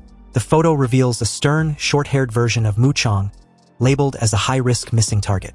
Although Chen Xiao is surprised by the different vibe his associate gives off in the military photo, he maintains a cold and narrowed gaze. The commander wastes no time with small talk, explaining that this man is a wanted fugitive who has been seen entering and exiting the residential building with our boy. He demands that the young mage hand over the fugitive immediately, promising that the other residents will be kept out of the trouble if he complies. When our hero dismisses the demand, the officer becomes aggressive and declares that he has a direct order to bring the man in. He warns that the young mage isn't going anywhere, which prompts several armed soldiers in the lab to raise their rifles at our protagonist. Because negotiations have clearly failed, Chen Xiao raises his hand and summons a swirling aura of spatial energy. A dark portal completely consumes his silhouette, allowing him to vanish from the room instantly. This leaves the soldiers and their commander staring at the empty space in total shock. Furious that the target escaped, the officer orders an immediate suspension of the Fortress project and mobilizes all armed forces to subdue Chen Xiao and capture the fugitive. Back at the apartment building, the atmosphere turns tense as Grandpa Wang notices the construction work has suddenly stopped. Nearby, Mu Chang senses that something is wrong and begins checking his handgun for a potential fight. His instincts are proven right when he spots soldiers rappelling down the side of the building toward his floor. As the military smashes through the glass windows, the building's automated defense system detects the breach and activates. This results in massive arcs of yellow electricity blasting the intruders, sending the soldiers flying backward with agonizing screams. In another part of the building, Lin Jing hears the commotion and tries to open her window, but she finds it sealed tight. A warning begins instructing her to remain in her room while defense protocols are active. Grandpa Wang quickly pulls Aling away from the windows to find a safer area as the courtyard fills with smoke and gas from military launchers. A massive explosion rocks the side of the complex, forcing the old man and the girl to take cover under a heavy table. Grandpa Wang is deeply confused as to why the soldiers who were just helping them are now attacking. Aling begins to fear that something terrible has happened to her big brother. However, the tension breaks when Chen Xiao suddenly reappears on a lower ledge of the building. He stands as a silent silhouette overlooking the military forces below, signaling to the terrified girl that he is back to defend his home. Curious as to the noise outside, several neighbors rush to their windows, only to see the military right at their doorstep, their entire building surrounded. Chen Xiao, with a murderous stare, warned the soldiers not to dare attack his complex. If they do, then they shouldn't blame him for not holding back. They immediately ceased fire, and since it was a residential area, the military officer told his men that they couldn't harm the innocent. However, if Chen Xiao still insists on sheltering a criminal, then there was nothing he can do about him but to withdraw all their military resources. That way, it was only a matter of time before his building collapses under the erosion of the extreme heat. Smirking, Chen Xiao asked if the lead officer really thought he wouldn't expect him to say that. With a casual wave of his hand, Chen Xiao unexpectedly took out several components for building renovations, surprising Grandpa Wang and amazing A Ling. But the military officer was gobsmacked to see the massive objects in Chen Xiao's possession. He couldn't comprehend just when the young mage got his hands on them. Chen Xiao just gave a slight chuckle and casually stated that the military's base was right next to the hospital, so he just happened to drop by on his way.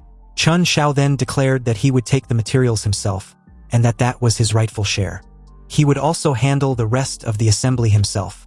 The soldiers felt that it was ridiculous and too reckless, and as for their lead officer, after assessing how Chen Xiao's spatial ability not only had a massive offensive ability, but also a strategic-level transport ability, he hesitates. He reminds Chen Xiao one more time that the high temperatures will continue to escalate, and when that time comes, the city will inevitably collapse. There would be a citywide chaos, fires, and riots. Furthermore, foreign forces have already begun to infiltrate, attempting to seize their country's precious resources. And to deal with all this and protect the safety of the citizens, the country is planning to implement an unprecedented, grandiose project named Project Firmament. Chen Xiao reiterated the name with an obvious curiosity, while Mu Chong listened with a worried expression.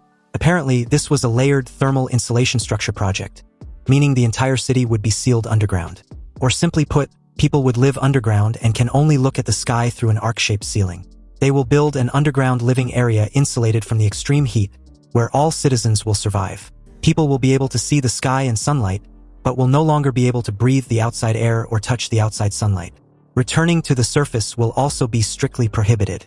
This project has a massive scope and a tight schedule. It's a race against the extreme heat, and for the sake of the citizens, they have to do it. The military officer then proposed another deal because this project requires Chen Xiao's spatial ability. And if he was willing to help, they would get twice the result with half the effort. But Chen Xiao's reply was unexpected, declaring that it sounds like a lot of trouble. The military officer was shocked upon hearing this as Chen Xiao continued. He added that a moment ago the military officer wanted to arrest his people, but was now asking him to help him with this and that. Wasn't that a bit too self-centered? They rolled up in his complex with all these vehicles, pointing their cannons at him, yet demanding for help. Seriously, was this the attitude of someone asking for help? If people don't mess with him, he doesn't mess with them. But if they don't get lost, he would overturn even their headquarters. The military officer reasoned for Chen Xiao to calm down for a few days. He would come back to find him when the time was right. He told his men to retreat. And just like that, this confrontation was suddenly over, surprising Lin Jing. Mu Chong was deep in thoughts, worried that Wu Xiaotian had really gone that far already. A while later during nightfall, a knock sounded on Chen Xiao's apartment, and upon letting the person inside, Mu Chong walked in with a grim expression. He had decided to tell Chen Xiao everything he knew. A tense silence stretched out for a bit before Mu Chong recounts the story. He stated that he used to belong to the armament department. Chen Xiao said nothing and just listened silently. You see, during a dispatch, Mu Chong discovered an anomaly in the flow of a batch of weapons. Furthermore, those things weren't ordinary weapons. Instead, they were core technologies designed for extreme high-temperature environments. And the recipients were foreign powers. Mu Chong originally wanted to expose this matter, but as a result, he became the one who was arrested. Therefore, he escaped at that time, taking a portion of the armaments with him. That's how he got the arms he sold to Chen Xiao. So that's how it is, Chen Xiao thought to himself. And that batch of equipment traded abroad was highly likely the core equipment for Project Firmament. Mu Chong was about to reveal what the Project Firmament actually was when Chen Xiao noticed something outside. As he moved towards the apartment window, Mu Chong curiously questioned what was going on, and Chen Xiao replied that someone was watching them. Right outside the apartment complex, a white-haired woman confidently made her appearance known, coldly staring right back at Chen Xiao through his apartment window. Mu Chong was stunned that the white-haired woman managed to break directly into their backyard without triggering the alarm. He then curiously wondered who she was. Chen Xiao simply stated that he would go meet her. So in a blink of an eye, Chen Xiao made his way behind her. The white-haired lady turned slightly, and with a sly smile, stated that she was glad they finally got to meet. Though Chun Xiao's alarm system was pathetically lax, so slipping in silently was a piece of cake. Chun Xiao asked who she was, but instead of a reply, the white-haired lady gave a dossier of Chun Xiao. His name, age, being an only child, originally from Luocheng, graduated from Luocheng High School, and went out to work before finishing university. Chun Xiao was indifferent and just wanted the lady to get to the point.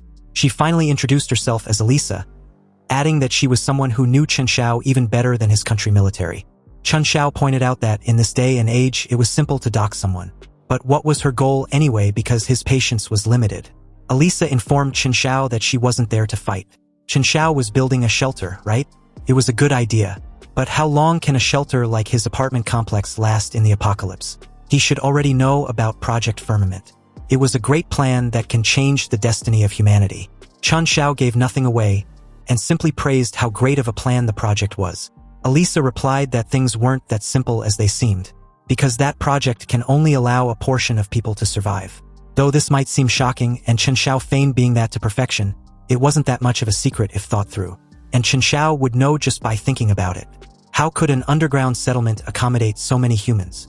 It was already insufficient just for the people in this country.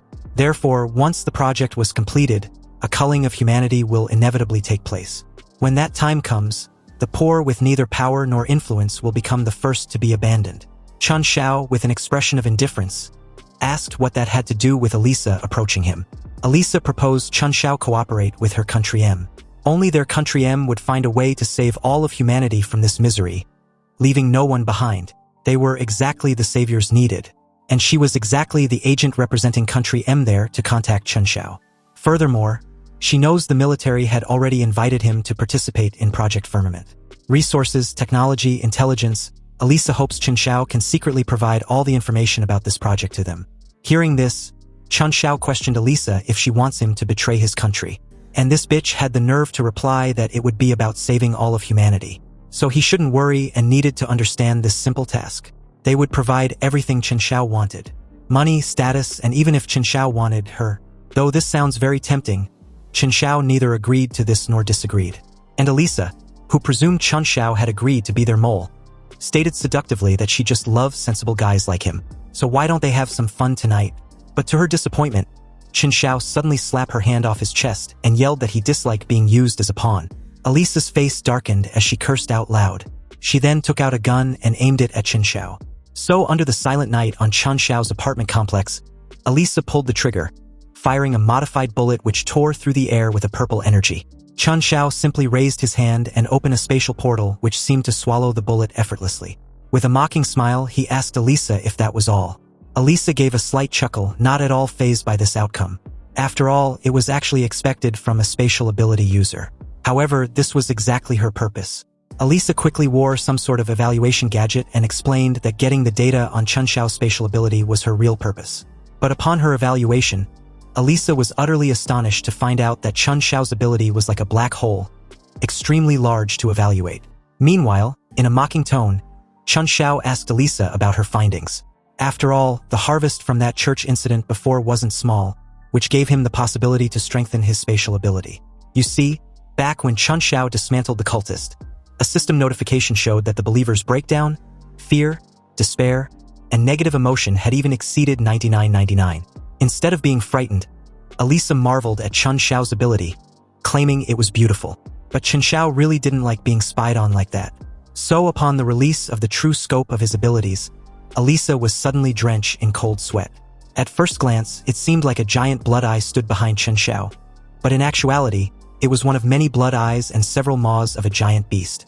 Chun Xiao teasingly told a kneeling Elisa that peeping into other people's secrets was not a good habit. Staring at Chun Xiao with a cold gaze, Elisa cursed and decided to retreat. She created a smoke screen to cover her tracks and disappeared without a trace, but told Chun Xiao that they would definitely meet again. Although Chun Xiao's ability had been exposed, he remained unbothered. He was simply annoyed with how exhausting the trouble would be from now on. Meanwhile, at dawn, neighbors rushed towards their windows, curious as to what the sudden commotion outside was. When the contractors appeared on site and saw the heavy machinery and equipment, they suddenly felt nervous, stating that they've never seen stuff like that before. When they asked what they were, Liu Yu told them not to ask. They should just align and install them as expected. Chen Xiao was pleased with Liu Yu, thinking that it was expected from his top classmate. She learned what needed to be done just by taking a few looks. Within a couple of days, the Doomsday Fortress was completed. And as the team watched with a sense of accomplishment, especially Chen Xiao, he couldn't wait to test the fortress's power. Elsewhere within a luxurious mansion, Elisa knelt before her master and reported that her persuasion had failed. Her mysterious master was cuddling a black cat, and behind him was the bitch, Lu Wangqing. Yeah, she was surprisingly alive and was latching on to a new host like a parasite. Lu Wangqing pointed out that it was like she said earlier. Chen Xiao was the kind of person who can't be persuaded, and their only way forward was getting rid of him. Although this mysterious master was not from this country, he really liked it there. The people there were hardworking, smart, and wise. But Chen Xiao seemed not to be the case. It was just a pity that talents that cannot be used by him were the biggest hidden danger. Though killing Chen Xiao directly would be considered too gentle, he would rather let him have a better and entertaining way to die. Back at Chen Xiao's side, Liu Yu, on the city streets, was deep in thoughts. Apparently, logistics were unavailable at the moment, and to buy supplies they can only trade offline. Liu Yu was utterly absent-minded that she never realized someone was secretly approaching her from behind. And by the time she finally did, it was too late. In an effortless manner, this hooded person placed her in a chokehold till she inevitably passed out. By the time she eventually came to, she was tied up in an abandoned warehouse with Lu Wangqing watching over her. She asked Liu Yu if she was a bit more clear-headed now. With an amused expression, Lu Wangqing first raised Liu Yu's head by the chin, then inspected her figure before commenting that it wasn't bad. Fully aware that Liu Yu was the woman by her ex-boyfriend's side, Lu Wangqing was also annoyed by this since she believed she shouldn't lose to this woman either. Liu Yu woke up and replied with a contemptuous tone, recalling Lu Wangqing as Chen Xiao's ex-girlfriend. And now she had captured her, planning on getting revenge on him. Lu Wangqing gave a slight chuckle and confirmed this assessment. But she would give Liu Yu a chance to live. And all she needed to do was to trick Chen Xiao into coming to the abandoned warehouse. As a reward, her life would be spared. Liu Yu, upon hearing this, asked what Lu Wangqing planned on doing. Did she think arranging some third-rate traps or something will be enough to handle Chen Xiao? But that was none of Liu Yu's concern. Lu Wangqing brushed her off. She just needed to tell her directly whether she was willing or not. Liu Yu replied that she didn't even need to think about it. She was unwilling. And she would fill Lu Wangqing in on a secret. There was a tracker on her. So the very moment her movements became abnormal, Chen Xiao was immediately alerted. Lu Wangqing feigned being caught off guard for a second there, before giving off a hearty laugh meant to mock Liu Yu. So what if Chen Xiao knows? As long as she's able to lure him out of that broken fortress, her goal will be achieved. But before that, she would enjoy torturing Liu Yu thoroughly. In that moment, two musclemen approach her with malicious intent. Liu Yu, upon seeing this, instantly understood what Lu Wangqing meant and was overwhelmed with fear. Closing her eyes, she suddenly began to cry bitterly. But before the two musclemen could get close, a deafening explosion sounded, causing a now frightened Lu Wangqing to turn in fear, only to see a freaking tank barging into the abandoned warehouse. And leading the charge was the military officer, who ordered his men to get everyone present under control. Lu Wangqing was soon apprehended, and a dazed Liu Yu was still unable to comprehend why the military was there. The military officer replied that Chen Xiao contacted him yesterday and they came to an agreement. Now, protecting the residents of the Doomsday Fortress was his mission. Nearby, Lu Wangqing, upon hearing that this was Chen Xiao's doing, gritted her teeth in anger and with resentment. But with all the targets neutralized, the military officer gave the order for them to be taken away. He then informed Chen Xiao, who was still inside his Doomsday Fortress, that Liu Yu was fine and everything was under control. Chen Xiao reminded him to remember their conditions, which was protecting his people in exchange for his cooperation, but under the premise that he would not be controlled by him. With a murderous look, Chen Xiao thought to himself that his premonition was right. Now that undercurrents are surging, hidden dangers would definitely affect the people around him. But as of now, the military had also become one of his chess pieces. And with this, the situation had reversed. Back to the military, as they transport Lu Wangqing and her goons to a containment, she couldn't help recalling what had happened to her since Boss Lu's demise and the collapse of his base camp. Lu Wangqing wandered aimlessly for a while until her body inevitably gave out, shaking involuntarily as she dropped on the streets. And in her hazy gaze, she saw three dark figures looming over her. When Lu Wangqing asked who they were, the three said nothing and simply dragged her away as she begged to be freed. Lu Wangqing, along with 4 other people, were brought in front of 3 men sitting in a luxurious chair and impeccable suits. When the one in the middle, cuddling a cat, gave the command for them to begin, Lu Wangqing and the rest bolted for their lives. But after the trial was over, Lu Wangqing was the only survivor and was deemed qualified by the mysterious awakened leader. Lu Wangqing was taken into a lab, experimented on, and survived as an awakened human. Back to the present, Lu Wangqing, with a smug smile, mocked the military for believing a simple handcuff could hold her. Her hands quickly dissolved into jelly-like water as she freed herself, and under the confused and watchful gaze of the military guards, Lu Wangqing's entire body dissolved afterwards and disappeared without a trace. Back to Chen Xiao, Lin Jing informed him that the Pure Water Society's water has mostly been handed out, and the goods they sold off were used to support the families of the dead. She then asked Chen Xiao if it was really okay. Chen Xiao had no issue with it. After all, those supplies were offerings from the cult followers in the first place, and he was just returning them to their rightful owners. And besides, he doesn't eat blood-soaked buns. Chen Xiao also liked to sleep well at night. Lin Jing gave a bright smile and replied that that's exactly Chen Xiao's style. Meanwhile, in a faucet within the apartment, tiny droplets trickled into its wash basin, then slowly formed into Lu Wangqing's figure. But Chen Xiao, upon seeing her, was initially surprised before teasing the bitch who still hadn't kicked the bucket yet. Chen Xiao raised his hand and quickly began gathering spatial energy. But Lu Wangqing just laughed and stated that she knew Chen Xiao's ability like the back of her hand. Now, she would make sure he and his little plaything die together. Lu Wangqing turned into a puddle of thick water, and as she launched towards Chen Xiao, he countered with his spatial energy, but it was ineffective. Chen Xiao then opened his spatial portal to contain Lu Wangqing, but to his horror, she seemed to have phased through it and slammed him into his apartment wall. Worried, Lin Jing rushed to his side and asked if he was okay. Looking at Chen Xiao's battered state, Lu Wangqing gave a crazed laugh and explained that the water flow was her own transformed body, and it seemed Chen Xiao's space can't carry living things, meaning his ability was useless against her. Chen Xiao was dead for sure today. With glee, Lu Wangqing watched as Lin Jing kept fussing if Chen Xiao was okay. But he said nothing and simply raised his hand once more. But this time around, he retaliated with a long-range spatial slash. And although the strike cleaved Lu Wangqing's transformed body in half, she healed effortlessly within a split second, shocking Chen Xiao, who immediately grew uneasy. Lu Wangqing pointed out the obvious. Chen Xiao's attacks are useless on her when she was in water form, and since he made her life a living hell, she would make him atone. Lu Wangqing, in her water form, launched towards Chen Xiao, but he raised his hand and erected a spatial spherical barrier, separating them from Lu Wangqing. But to his horror once again and Lin Jing's shocked expression, Lu Wangqing's water form easily penetrated the barrier. Lu Wangqing created a water bubble around both Chen Xiao and Lin Jing's head, suffocating them. She reminded her ex how she'd already told him his little tricks won't work on him. This was her ultimate move. And although she doesn't casually use it on ordinary people, after all, for her, this counts as direct physical contact. But since it was the two of them, she's got nothing to hold back for. One was an adorable little girl, and the other was her ex-boyfriend. With a crazed laugh, Lu Wangqing asked if they were hurting. She then declared that what they were feeling now wasn't even a tenth of what she went through.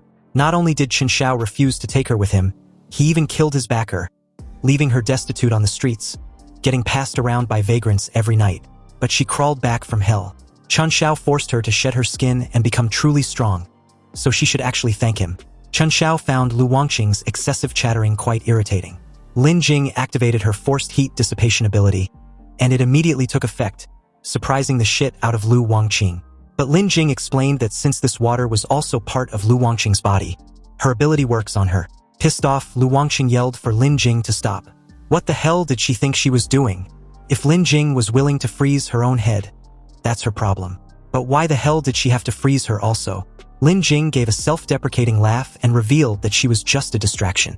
And freezing her was a means to allow Chen Xiao, who had now activated his spatial slash after freeing himself, to slice the frozen ice around Lin Jing's head. Lu Wangqing was stunned that Chen Xiao was not afraid of hurting his woman's brain. But as Lin Jing rushed towards Chen Xiao's side, he replied that they had their own implicit understanding. However, this time around, he would be the one to personally send this bitch on her way.